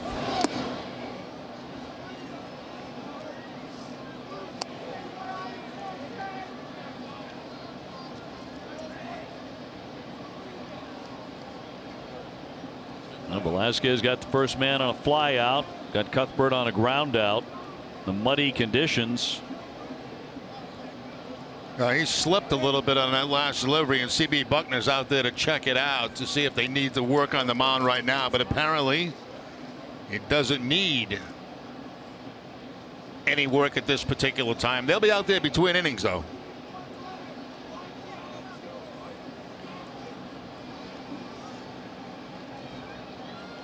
Two-1 and fouled down low, and they count 2 balls and 2 strikes. Change up that time by Velasquez. Tell you what, Dave Miller's crew has been doing yeoman work here in the month of April. They've been sensational, and they've been working overtime.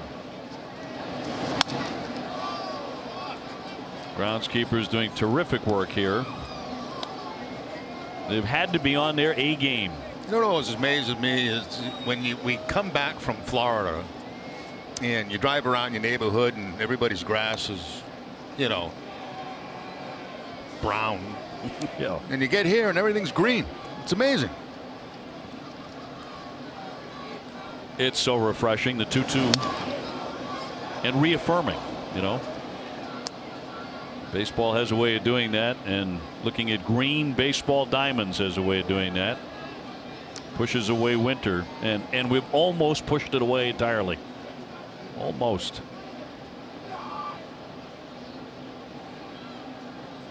Warm weather coming. Here's the 2-2. Cut on and missed. He put him away, and it's a fast inning for Velasquez. Now it's time to turn it over to Adam and Jemai for the mid-fifth studio show, guys.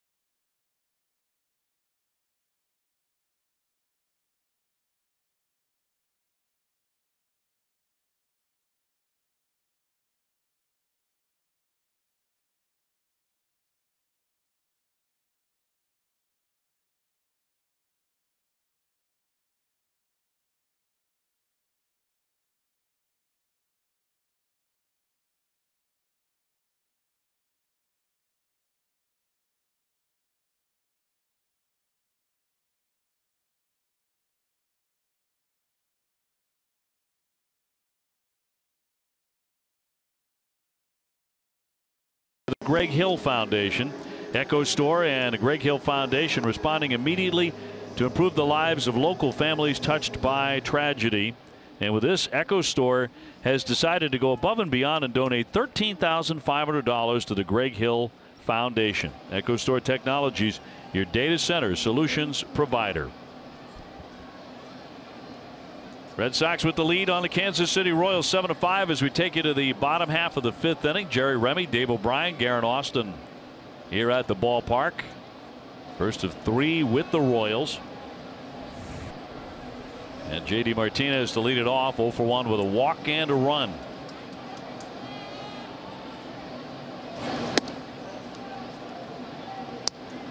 Seems pretty regularly now, and the Red Sox put up a crooked number in an inning. Martinez factors in it. And he has again tonight, taking ball 4 in the third. He was aboard when Bogaerts crushed yet another Red Sox grand slam.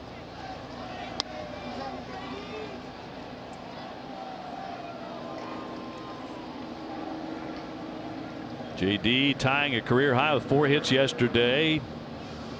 Drove in 2 runs as well.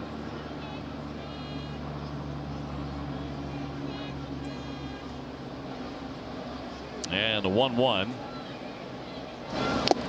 And fouled into the mitt. 1-2. I think what Red Sox fans, you and I talked about it quite a bit, I think, Jerry, in spring training, what they're finding out about him is, yeah, he hit 45 home runs last year. Aside from that, he's a darn good hitter. Yeah, we talked about that in the open today. You know, that's been the impressive thing. Flies that to right on the move. Soler near the stands, reaches and bobbles it. It comes off the wall out of his glove, and Martinez is safely into second base. Well, there's a case right there of Soler being uncomfortable with that tight area down the right field line where the stands are just right on top of the foul line. And he got to a point right here where he doesn't know exactly how far he has to go or how much room he has to go, and slows up a little bit. Has that ball bounce out of the glove? And Martinez standing at second base. That ball was in the pocket of the glove and bounced out. I think it's the right call. I do too. I agree. That's an above average effort play in the mud, in the rain, down the right field line at Fenway. Up against the wall. Up against the wall. So Martinez with 2 bases. Moreland will pop that one up. And that'll drift foul out of play. Moreland with a home run in the second inning, and that was a no-doubter. He crushed it into the seats down the right field line.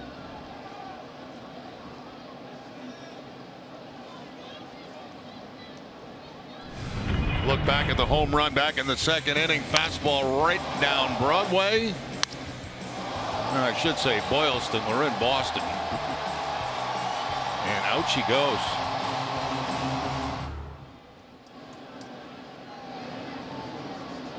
Oh-1.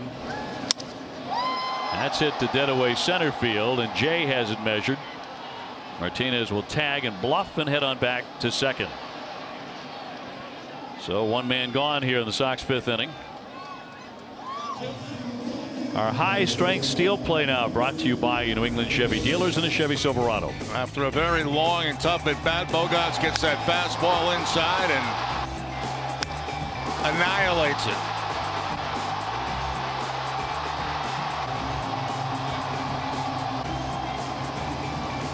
And the Gnomes go crazy.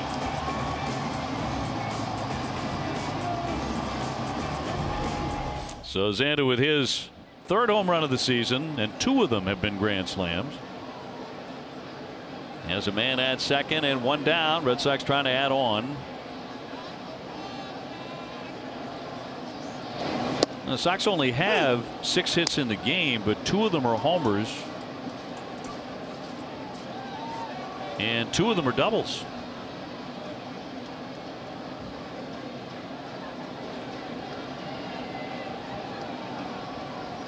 Xander now hitting .396. And the 0-1. Got a pitch in almost the same location. He got the home run, but the difference was that was a changeup. The home run was on a fastball.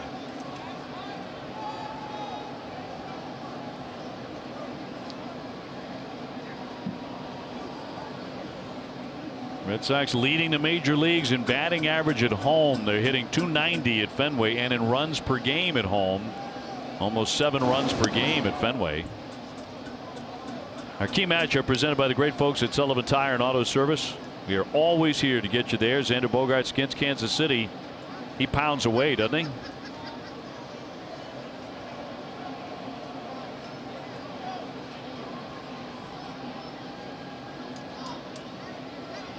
Kind of like what Mookie Betts does to the Orioles. There's a base hit into left field. Martinez to second. He'll put on the brakes. Xander Bogaerts with his second hit. He's 2 for 3.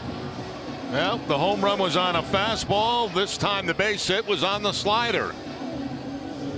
So covering all angles tonight is Xander Bogaerts. Good charge put on by Allen scoring in left field. They have to hold Martinez at third base. You see Carlos Fabulous put up that stop sign very early.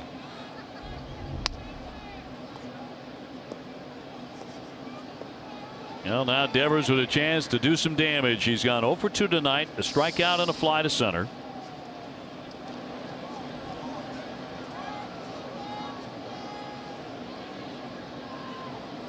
Left-handers still throwing in their bullpen. Here's the 100th pitch of the night for Hamill. It's Tim Hill still working in the pen. He's been up for a while.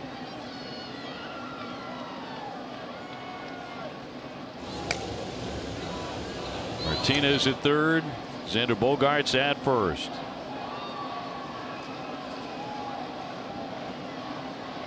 And an 0-1 from Hamill. Little bluff to second base by Bogaerts that time, and Perez coming out of that crouch in a hurry. Just in case.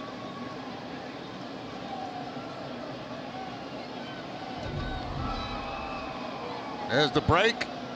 Look at Salvador Perez, ready for anything.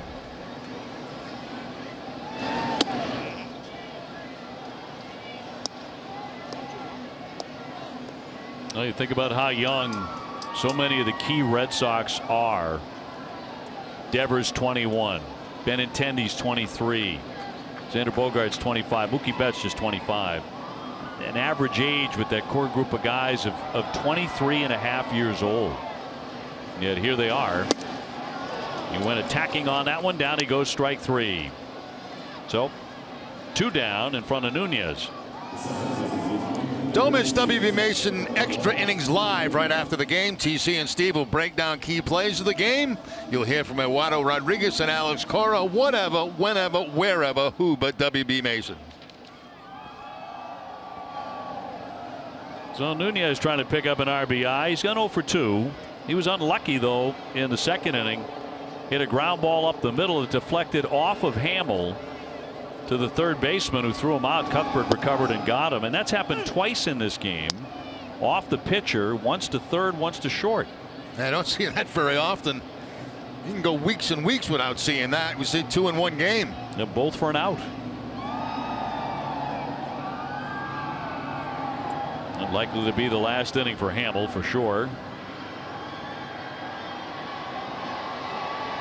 0-1. I agree with you, Dave. This will be the last batter for him. You get Bradley on deck and the left-hander loose in the bullpen.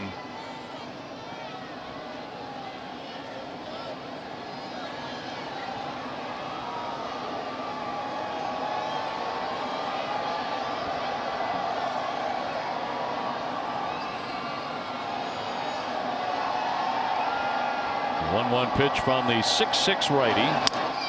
Popped up. That'll drift and foul out of play.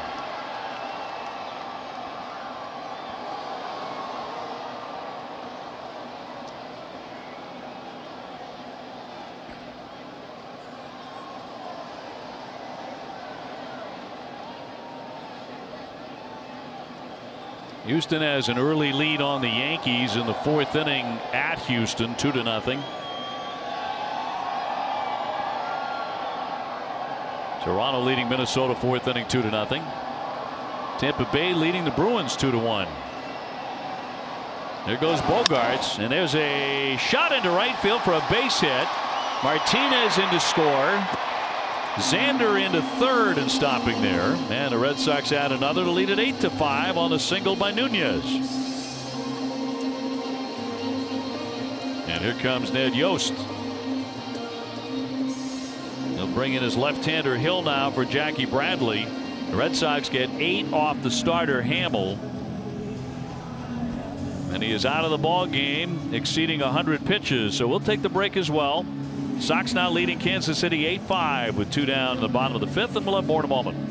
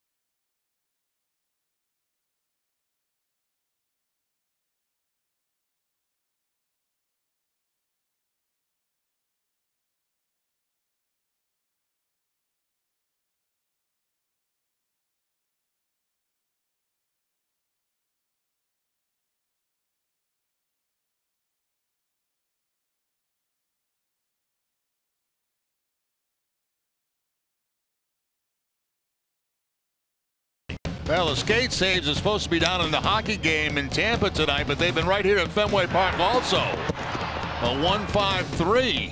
And then again with Hanley at the plate, a 1-6-3. Nice play, barehanded play there. Very strange. Stanley, the official tools of the Boston Red Sox. So here's Jackie Bradley facing the lefty, rips that one foul. Hill coming out of the bullpen after a long warm-up, 0-1, a 3.72 ERA.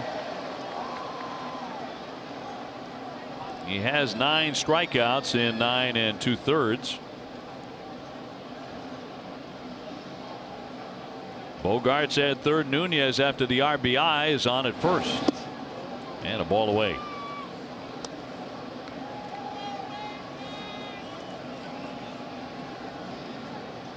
Sox trying to win their 19th game in the month of April. And the season that actually began in March. It'll be their 21st win overall. To the shortstop Escobar. He wants to go to first. And in plenty of time. One more run up there for the Red Sox, who lead at 8-5.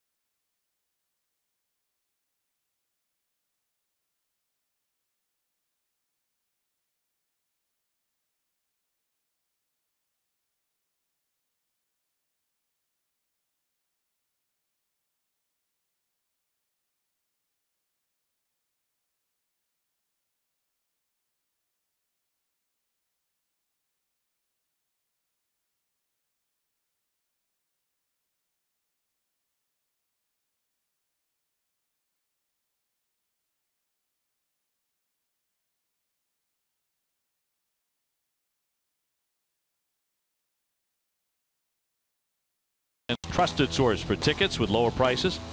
Tickets to all Sox games and concerts at Fenway are available right now at aceticket.com. Hector Velazquez took over last inning for Eduardo Rodriguez, and he zipped through the 5th inning, 1-2-3, and now get the bottom 3rd here in the 6th. Red Sox ahead 8-5. John Jay, the leadoff man in the inning. 1 for 2 with a single.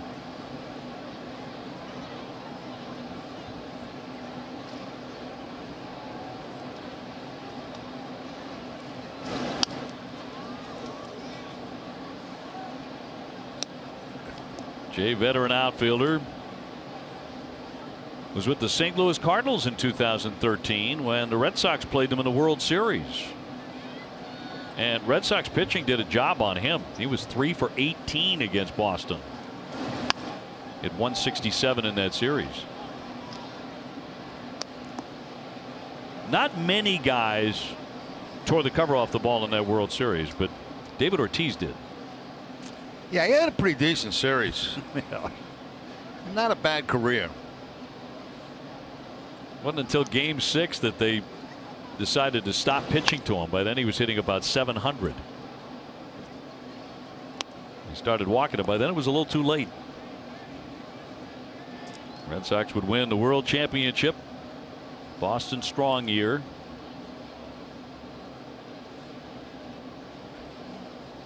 Cooperstown is next. Cut on and missed. That one ate him up. Made a great pitch on him. Well, tonight after Red Sox coverage on NESN Sports Today, we'll have a full recap of tonight's Sox game, plus highlights and reaction from Game 2 of the Lightning Bruins playoff series. NESN Sports Today is presented by People's United Bank, where the technology is as helpful as the people. Alex Gordon was hit by a pitch last time and came in to score. He's also hit into a double play. 0 for 1.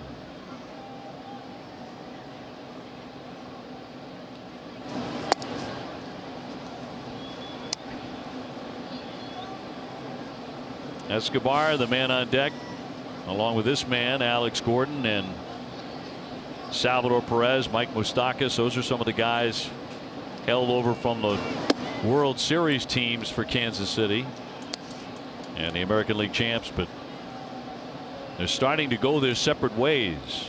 You know, Kansas City's a great place to play. They've got terrific fans there, beautiful ballpark. They draw from many different states. It was great to see them win too, wasn't it? Yeah, it was. After 30 years of futility to put together the clubs that they did under Ned Yost and go on and win exciting ball clubs. I can't get over the ballpark. It's been around a long time. They've done some work on it, but it looks brand new. I mean, it's so clean and brand new looking. It's just a beautiful place to play. Used to be artificial turf, as you know very well. A big swing and a miss. Another strikeout. Back-to-back Ks for Velasquez.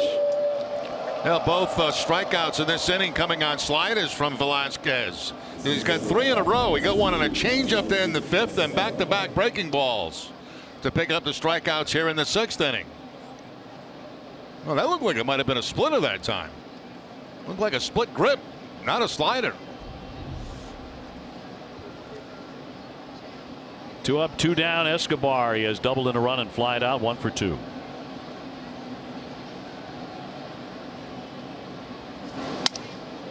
Floats that one to center field. Sounded like he broke the bat, but it'll be a base hit. And he's 2 for 3 in this one. Yeah, double, a drive and a run back in the 4th. Now the broken bat single into center field with 2 outs. A1 compelling Red Sox coverage at your fingertips. Follow at NESN Red Sox on Twitter for news, rumors, analysis, and more, all with an entertaining and informative Red Sox angle. Love those rumors.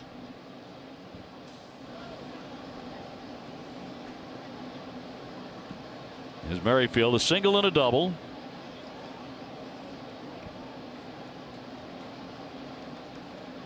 And he has an RBI. He's hit 3 home runs, so you have to respect a little bit of power as well. 19 home runs last year.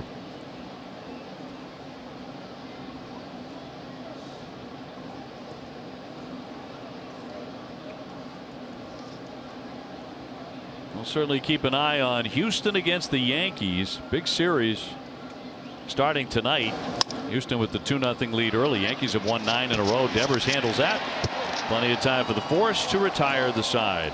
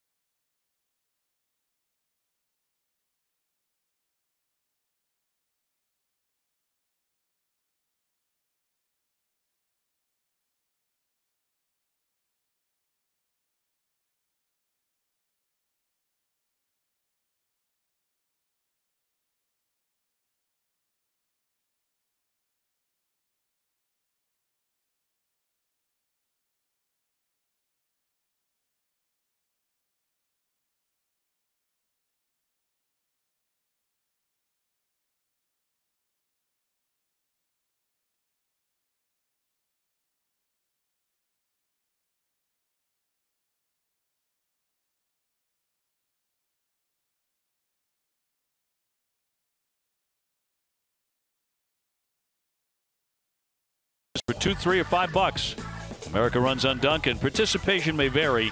Limited time offer. Restrictions apply.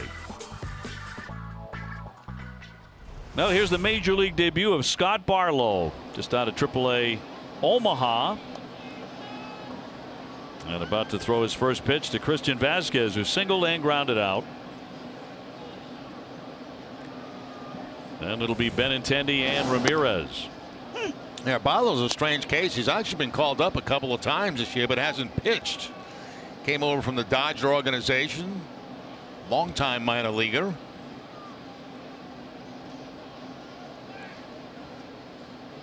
And a right-hander with the 0-1.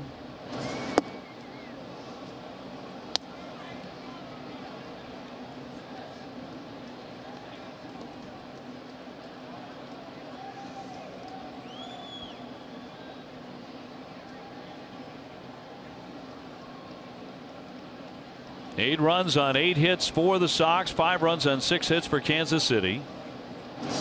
Red Sox again, as that one is in there for strike 3, getting a nice effort out of the bullpen from Velasquez. Yeah, it really has. He's been very valuable in that role for the Red Sox. Cora hasn't hesitated at all to go to him in those situations. A guy who can give you length, give you quality innings. Come on and pitch 2 good frames, 1 hit, 3 strikeouts so far tonight.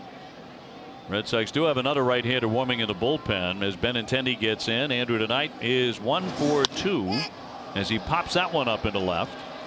Gordon was playing deep. He charges in though. And there are 2 down.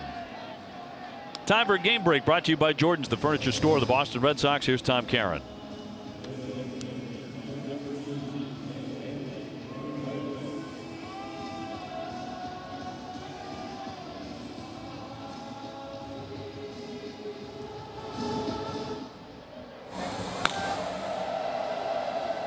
All right, keep an eye on that one, TC. I know you will.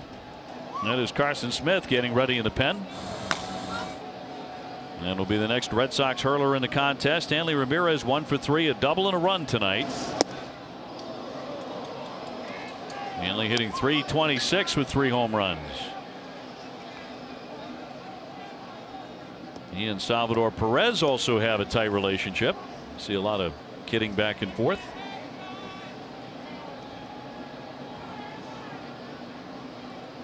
JD Martinez, the next man due up. Here's the 0-1.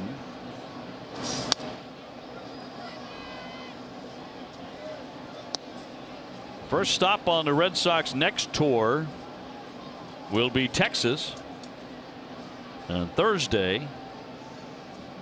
Then the Red Sox, after a 4-game series there in Arlington, will head on to New York. And the first battle in the Bronx. After that, the Red Sox go to Toronto, so a lengthy trip. And right through the hole for a base hit. Hanley with a 2 for 4 night.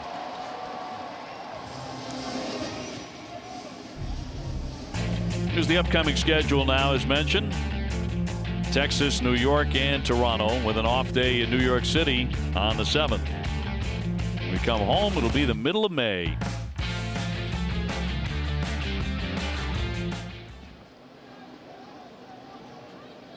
Red Sox the only team in the big leagues with 20 victories to this point.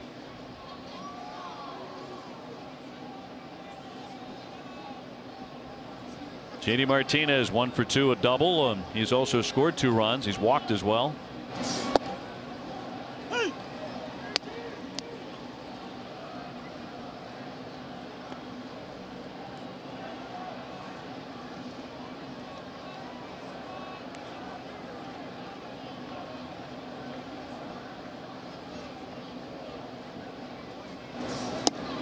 He had a notion, but he held it on the slider and count 1-1. Like Hanley's hitting with 2 strikes. They remained in the shift, and he just hit a little ground ball to second base that went in for the base hit. Picked up his 2nd hit of the night.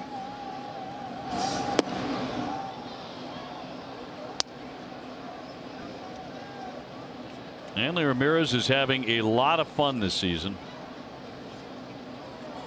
Hitting up around .330.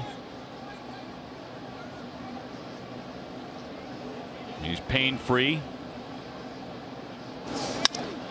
Right to the shortstop, Escobar. And the force play retires the side.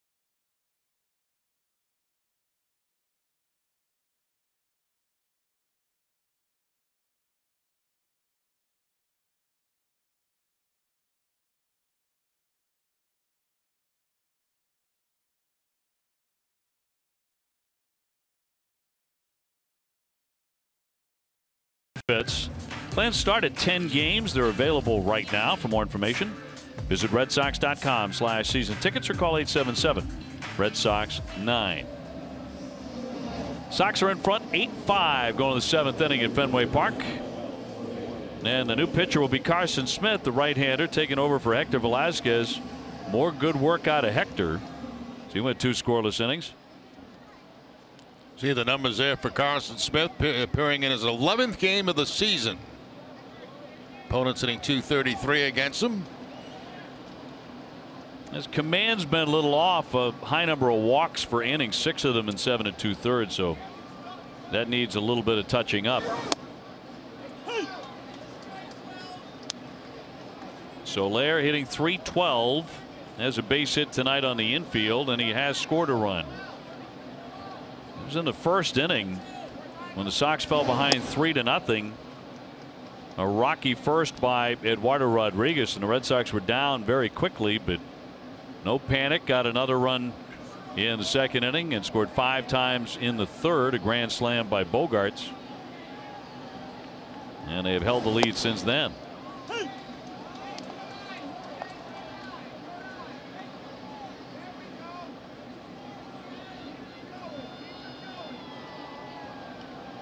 Jorge Soler, a 1-2 pitch due him. All the way to the backstop. Soler broke in with a bang with the Chicago Cubs in 2014. He hit a home run in his first major league at bat. 2 days later, he homered twice. And in 24 games, he had 5 homers. He drove in 20. They really thought they were onto something. The next year in 101 games, he had a total of 10 home runs, so he faded. 2-2. High fly left center. Plenty of room out there for Benintendi, though. 1 man gone. Tomorrow at 6:30, don't miss Red Sox Game Day Live, presented by DCU. TC and Steve will preview the matchup between Chris Sale and Jake Junis. DCU, Digital Federal Credit Union. What can DCU save you?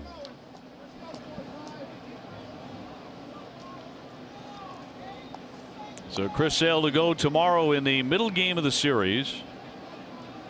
Abraham Almonte next with the bases empty. He's gone 0 for 2.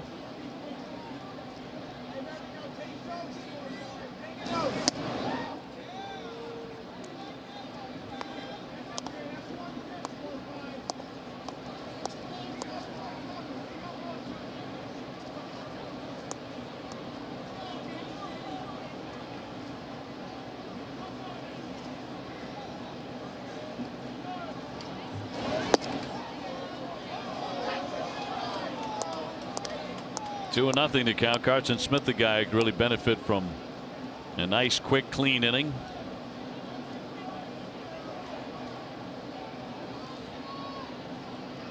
One away, nobody on.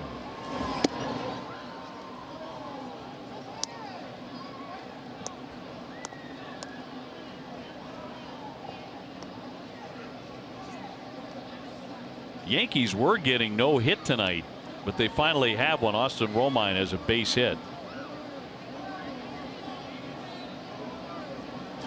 3-0 pitch. He was taking all the way, and 3-1 on Almonte. Salvador Perez on deck.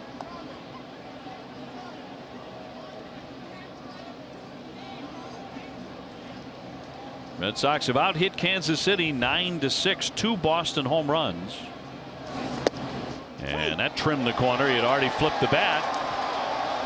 A little too late. Well, I think Carson Smith and the Red Sox may have got a little break there on this one. Watch the location of pitch number 5. And you can't blame Almonte for flipping the bat, but you gotta go get it and get right back in the box.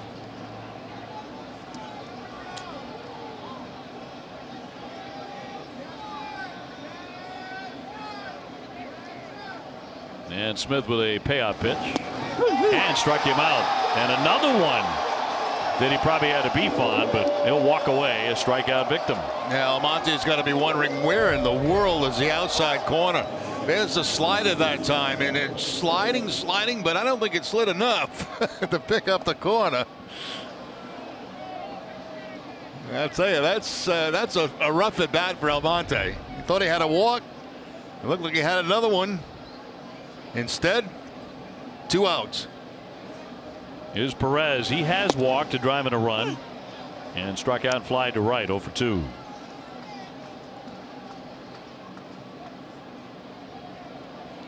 A 3-run lead for Boston.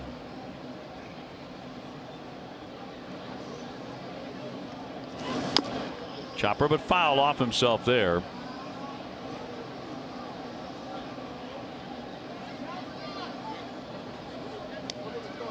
When healthy, Perez has a lot of power. And he remains one of the great defensive catchers in baseball, although he did not win the Gold Glove last year. 0-2 on him. Base hit to left. Salvador Perez on, so he is 1 for 3. He gets on in front of Chesler Cuthbert, who's gone 0 for 3.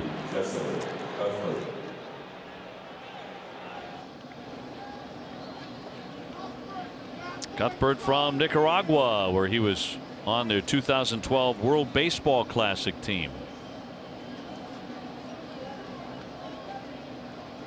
Batting .215, a pair of home runs, and he hit them both on Sunday. And a win over the Chicago White Sox.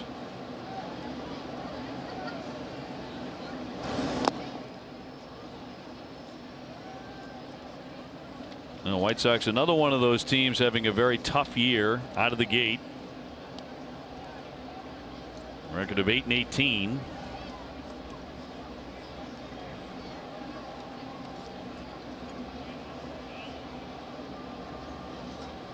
The 1-0.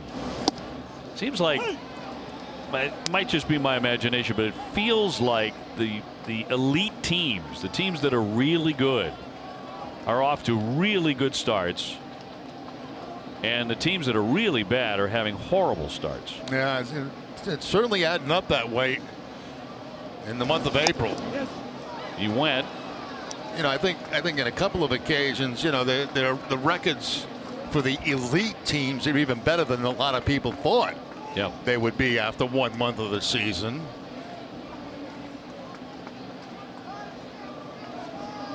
The Red Sox going for their 21st win here tonight. You know, the Yankees have won 18. Houston's going for their 20th win tonight.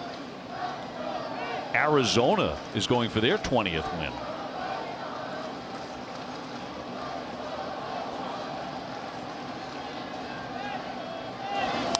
Two, he got a piece of it. Torey Lovullo has done a heck of a job with the Diamondbacks. Really has. They're 19-8. I mean, they have the second best record in baseball behind Boston.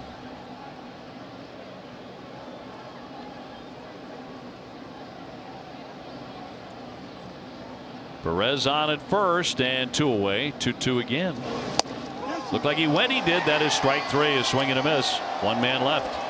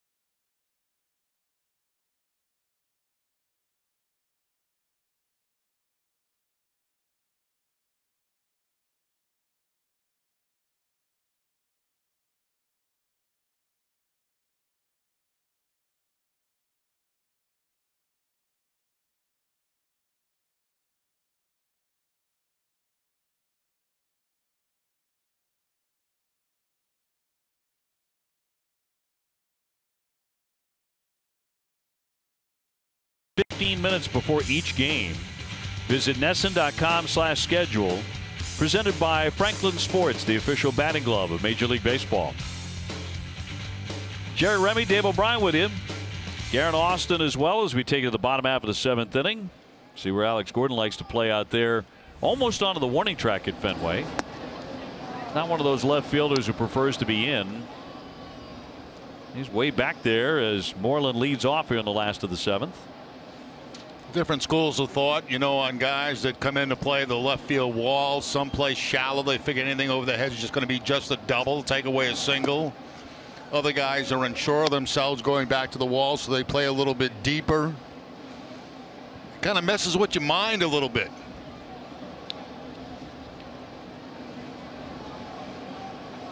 Yeah, he's a Gold Glove outfielder, one of the very best. 2-1 on Moreland. He's belted a home run. He's also walked with the bases loaded. 2 RBIs for him tonight. Meanwhile, Matt Barnes is getting going in the pen. Red Sox got a short start tonight from Eduardo Rodriguez, only 4 innings, but Velasquez and then Carson Smith have both pitched well and kept Kansas City at bay. Sox were down 3-0 tonight. They were down 3-0 yesterday and rallied to win.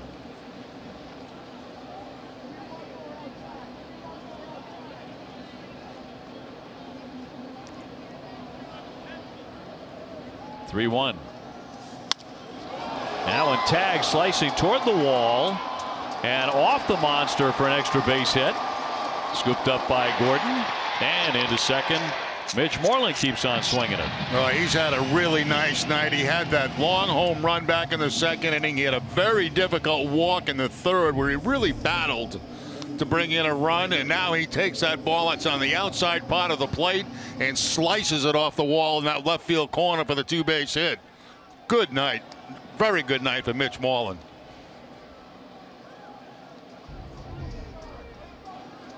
So his 7th double.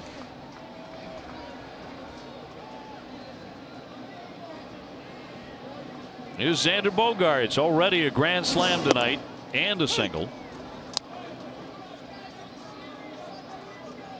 Well, you want to take a snapshot of that, don't you? That batting average when you see it up there like that. Yeah. Why not? Up there on the big board, 408. I don't care if it's 1 month into the season or 24 hours. I hated the big board. Hated it. You did? Yeah, because I always had a blank where the home runs were. It was like average, and it was nothing, and then RBI. And there weren't many of those either. Well, even if you were hitting like 350? No, not quite. At times. You know, those home run thing, that was all like blank. Well, I'm glad you've let go of it. There are certain things you never forget. And the fact that you had no power, you never forget that. The 0-2 to Xander. Another one ripped into left field for a base hit. Moreland to third. He'll pull up right there. And a 3-hit game for Xander Bogaerts. Another 3-hit game. Well, this combination of Moreland and Bogaerts tonight has been real tough on those Kansas City pitches. It's the second base hit he's got on a breaking ball, a slider this time that stays out over the plate, and Bogaerts right on it. He's been on everything tonight. And he can look back up at that scoreboard, he can, and then that average will go up. Yeah, it's going up and up and up. Devers 0 for 3, trying to join the party here. 2 strikeouts and a fly to center. Red Sox have 11 hits.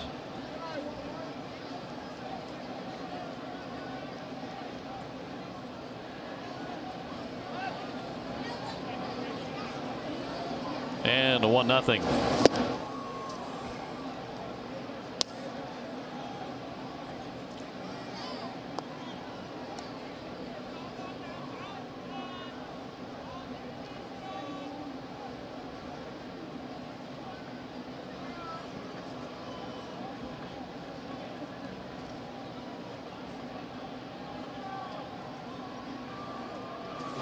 One from the right hander, put a good swing on it, but he fouled it away.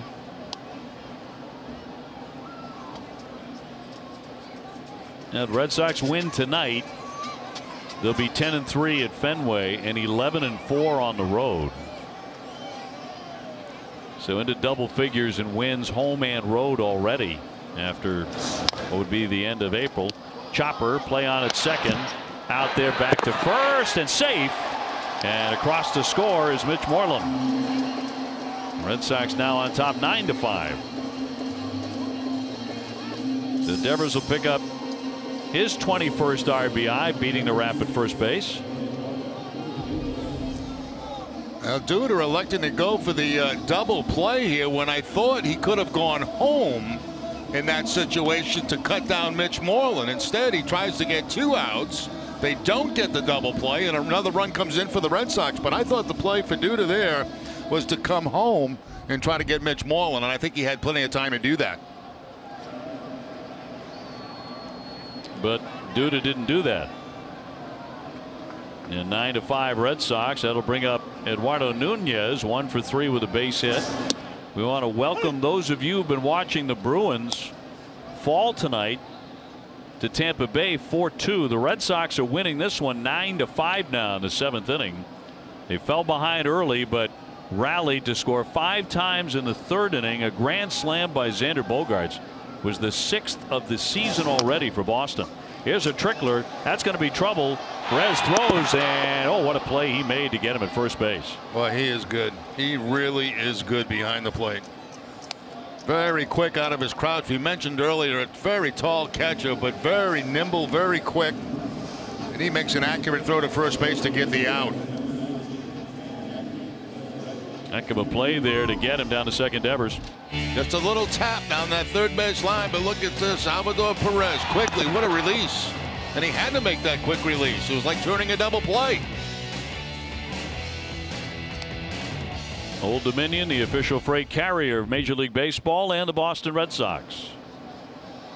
Jackie Bradley batting, 2 down, a runner at second. Jackie on the night, 0 for 2 with a walk and a run.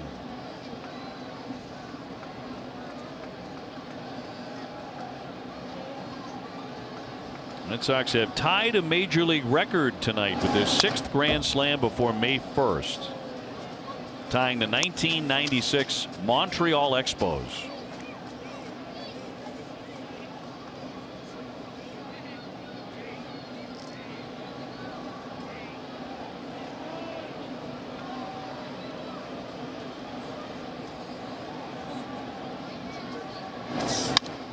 And popped him up.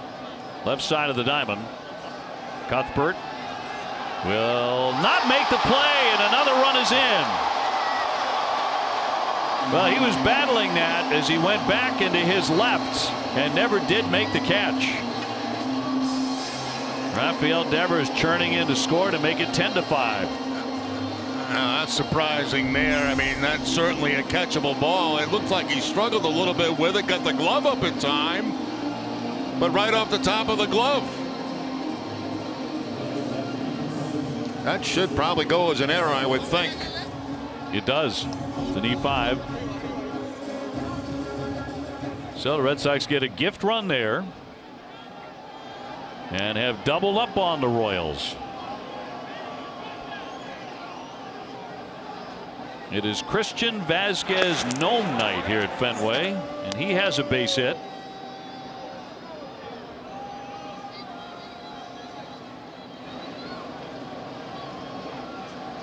Hanley Ramirez thought it looked like a Christmas elf.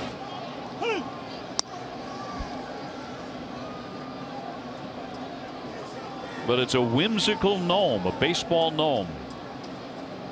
Big hit here at the ballpark, actually. 2 down, a man on, and 2 more runs in for the Sox.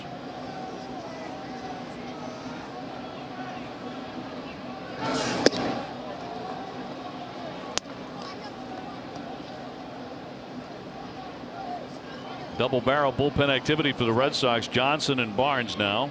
And once the Red Sox tacked on a few more runs, they got Johnson up in the bullpen.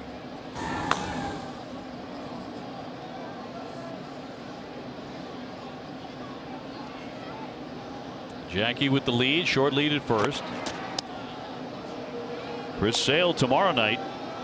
Drew Pomeranz scheduled to go on Wednesday, which is a flying day for the Red Sox to be heading to Texas after that game. Take on the Rangers, who are in last place in the AL West.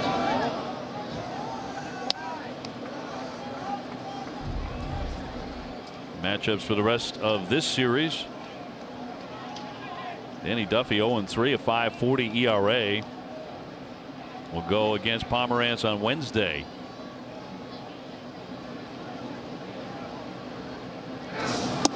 Get the feeling that's a very important start for Drew Pomeranz, don't you? Yes, I think that I think what's going through the mind of the coaching staff, and is he completely healthy? And we looked at his velocity that was a little bit down last time that he went out there. We'll see what it is in this next start. Roped and caught. Cuthbert with a nice play after committing the error. 2 runs in.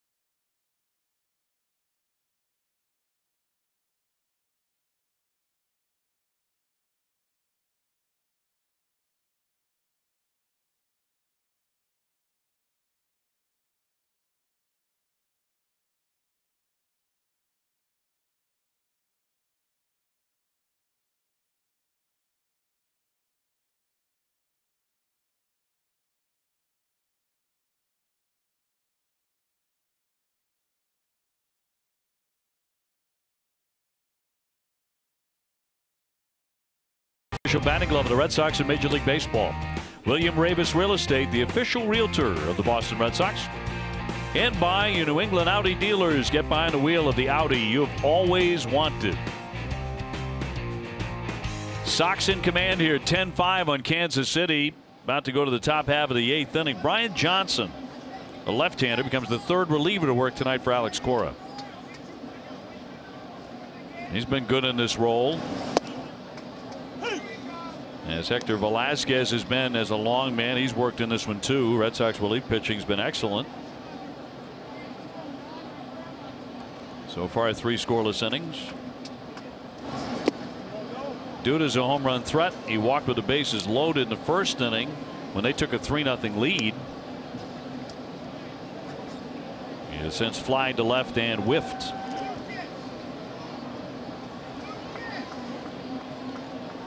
Hitting just .209.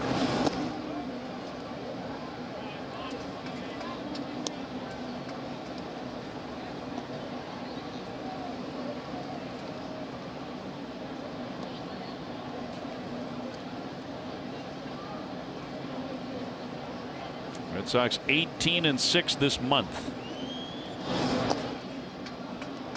A little slip there by Johnson on the hill on that follow through. Once again, they've been pretty much taking care of that mound between innings. But right there you can see he slips at his right foot, takes a look back at the mound.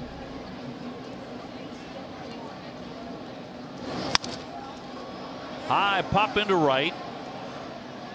Nunez is out there battling it a bit. He makes the play. Well, stay on top of the latest Red Sox news with NESN's free Red Sox text alerts. From breaking news to in-game alerts, NESN will make sure you are in the know. To sign up, just text Red Sox to 536-536. Message and data rates may apply. That was much better than yesterday's performance. That was really smooth on that promo. I took it home with me last night. You practiced? Practiced a couple of times, yeah. Finally got it right. I thought that was impressive. And I didn't think yesterday was quite as bad as you think, but I know what a perfectionist you are. No, it was horrible. It was just awful. I didn't even know. I didn't know what I was reading. People didn't understand what to do about texting. They knew it was something about texting, but that was about it. I was hoping to make you feel better, but it's not going to work. No, it's hard to make me feel good. It really is. Light shot into left field. Covering the ground is Martinez, sliding down to grab it. Nice. 2 down. Nice on a wet outfield. Able to make that play. Across a couple of steps, it in. Well, it looks like it hit the finger of the glove first, and then back into the pocket.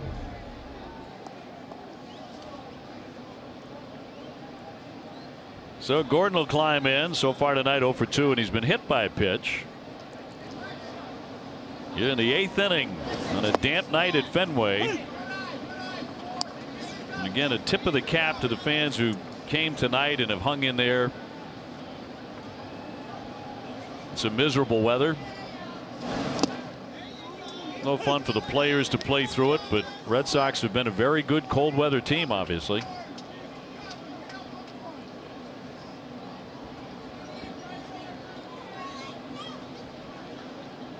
Two down, a shift on for the lefty hitter, and he rolls it foul.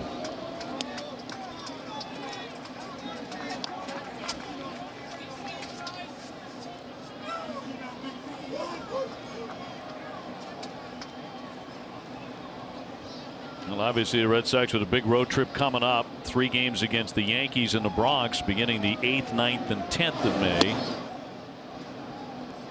One of the more impressive things about the Red Sox, and there are many impressive numbers, but the Sox are 14-5 against the American League East.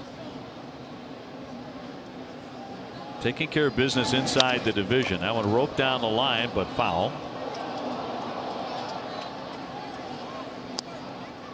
That's a lot of games in the month of April against the East. Yeah, obviously a ton against Tampa Bay. 2 entirely different Tampa Bay teams. Well, you look at that first series. I mean, well, every game was about a 1-run game, wasn't it? down in Tampa. Yep. 1-2. And a couple more over the weekend.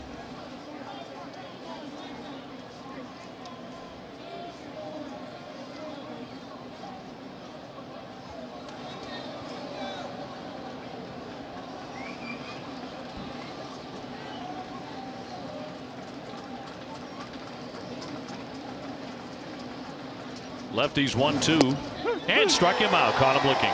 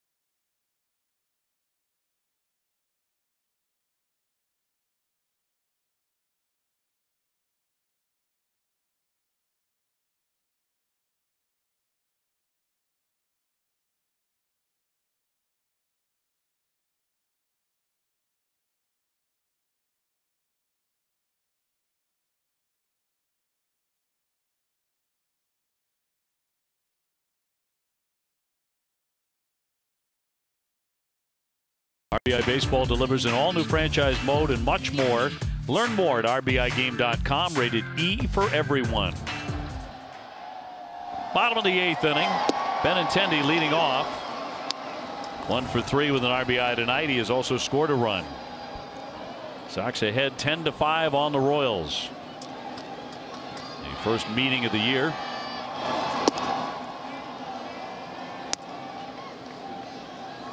Hanley Ramirez on deck. After that, J.D. Martinez. If anybody reaches, Mitch Marlin, who's had a big night with a home run, 2 RBIs, a double. Now the things that stand out for me in this game is the at-bats by Mitch Marlin, Xander Bogaerts, and the relief work by Velasquez, Carson Smith, and now Brian Johnson. They have shut down this Kansas City offense. Certainly have. A high fly to left. Hangs up for Gordon. He's got it for the first out. Hanley Ramirez on the way up next. Enjoy the Fenway experience with your group in 2018. Red Sox group outings are perfect for entertaining clients, school outings, team outings, and more. Visit redsox.com/groups for more information. Again, with a win, the Red Sox would improve to 21-7. Heading into May. Hanley tonight, a double, a single, 2 for 4.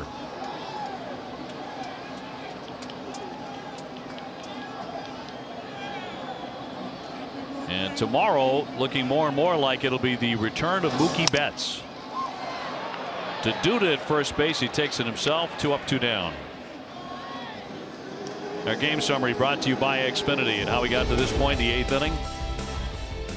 Erod had a quick night, 4 innings, and had control issues. He also hit a couple of batters, but as Jerry mentioned, the relief has been outstanding. Xander Bogaerts with his 2nd grand slam of the season, his 3rd home run. Moreland hit an absolute blast. Towering drive of a home run. And all good for the Sox tonight. Line shot and a base hit on one hop.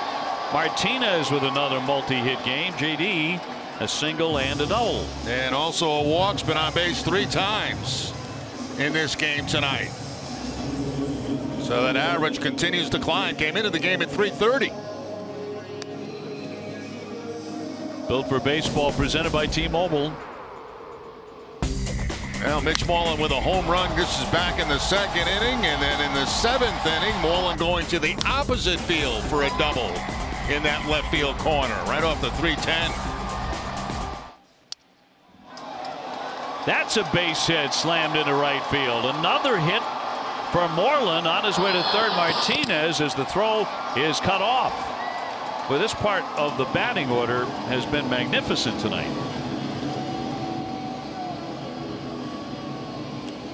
Three hits for Moreland.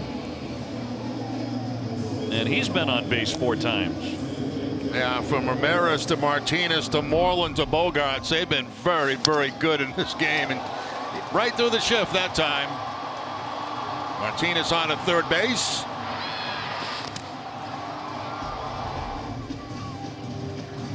You had 10 hits between Ramirez, Martinez, Moreland, and Bogarts. Third 3-hit game of the year for Mitch. And now comes Xander Bogaerts again, looking to add to his 4 RBIs. He is 3 for 4. 2 singles and the grand slam. 420. Take a picture of that.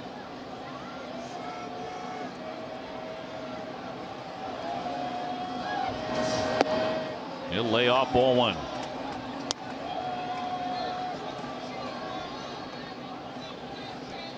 Xander was a little bit eager to get back after just 1 game in rehab of the Paw Sox, and it's very evident why.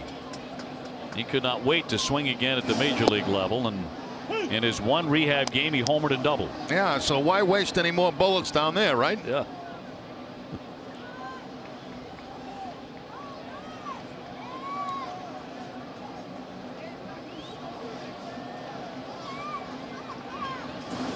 One pitch in there for a strike.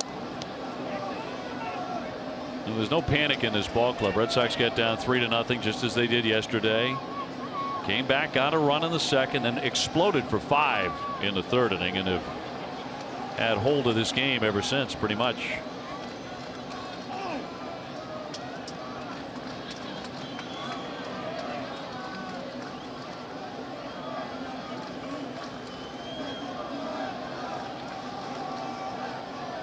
One, 2. Little dribbler. Pitcher will lob on to get him and retire the side. Red Sox ahead 10-5 as we go to the 9th.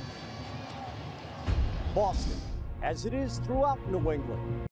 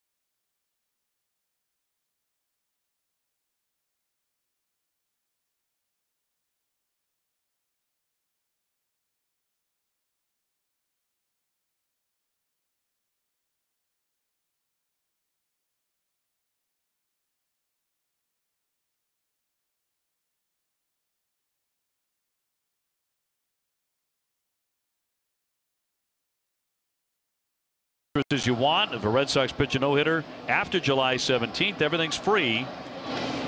And it's 64 games. It only takes one to win free furniture. So to the top half of the ninth we go. Red Sox 10, Kansas City 5. Last game of April. It's been some April for the Boston Red Sox, on the verge of going to 21-7. Johnson still pitching to Escobar, and then it'll be Merrifield and Soler for KC. Houston still leading the Yankees 2-0. They're in the 8th inning. Yankees have won 9 in a row. That one scalded down the line, a fair ball. To the wall it rolls. And Escobar's had a really good night.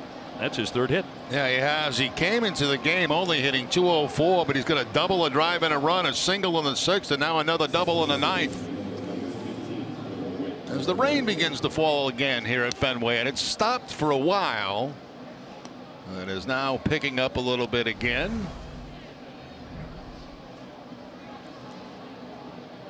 He gets that fastball up in the zone at about 89 miles an hour and gets on top of it, hooks it right down that right field line.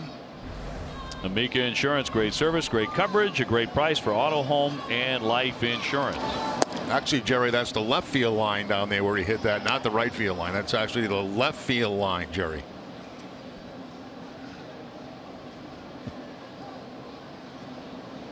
See, another one where I'm not sure anyone would have noticed had you not pointed that out. No, you'd be surprised. 1-0 to center field. Hit pretty well. Benintendi racing back. In fact, it sails over his head. Off into the triangle up against the wall. Escobar rounds. He is in to score. Merrifield also with a good night. That's his 3rd hit. And that'll make it 10-6. It's his 2nd double. Yeah, he's had a couple of doubles in the game, one to drive and a run back in the 4th inning. That pitch is actually down below the knees. That's some pretty nice hitting right there by Merrifield, as he takes it deep to center field, running it down to the 420. And again, a light rain returning as if for one final shot here tonight. Been off and on all evening long. Soler is 1 for 3 with an infield hit. It's also walked and scored a run. CB Buckner's got some interesting looks tonight.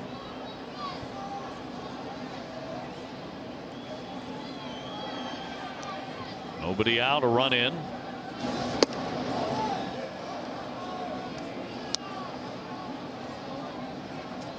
Ten runs, 13 hits for Boston, 6 runs, 9 hits, an error for Kansas City.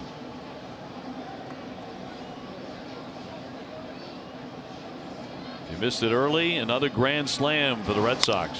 And there's a fly ball into right center. Moving over Benintendi. Back to second is Merrifield, and stopping there. And one away in the 9th. Now Monte next. Tomorrow night 7:10, Chris Sale against Jacob Junis, who's 3-2. Chris goes in 2-1.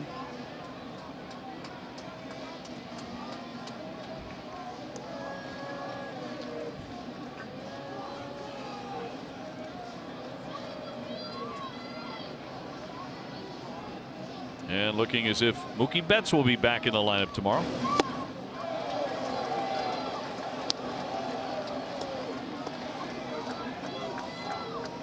Very likely that Eduardo Nunez will get the day off tomorrow,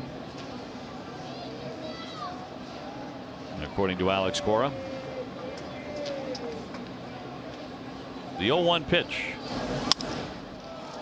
The center field again, backing up Benintendi. He'll make the catch on this. And the Red Sox are 1 out away from another win. Just in case Craig Kimbrell throws in the bullpen.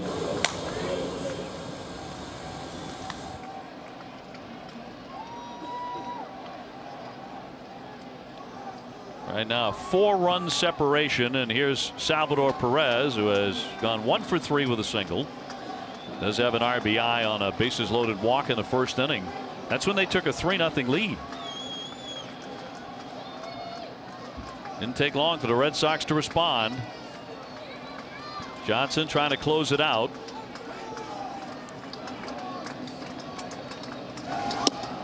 In there for a strike.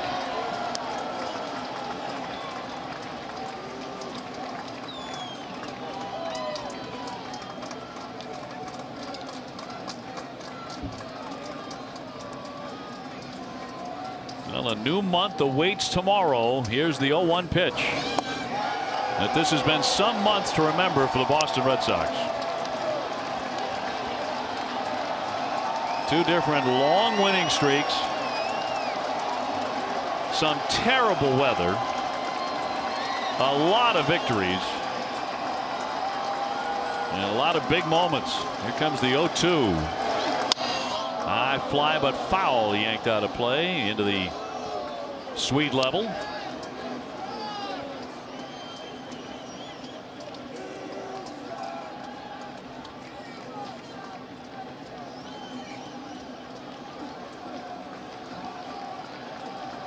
Red Sox trying to add to the misery of the Kansas City Royals here early on. 0-2 to Perez. He left it up top.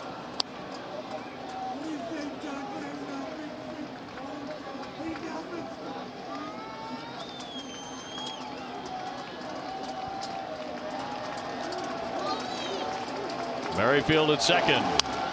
Fouled again. Almost nailed a man in the on-deck area. Cuthbert just about undressed him. Yeah, that's hard to do for a right-handed batter. Take somebody out on that left side. You got to be way out in front of that pitch.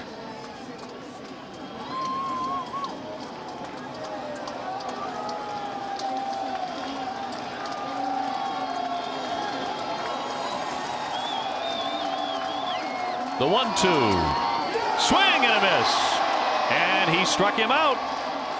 And that is the ball game, and the Red Sox have won it. They have set a new franchise mark for April excellence. Their 19th victory this month. A new franchise mark for the Boston Red Sox. Some month. Xander Bogaerts with 2 grand slams in April, and the Red Sox win this one. TC a final score of 10-6. Let's bring on May.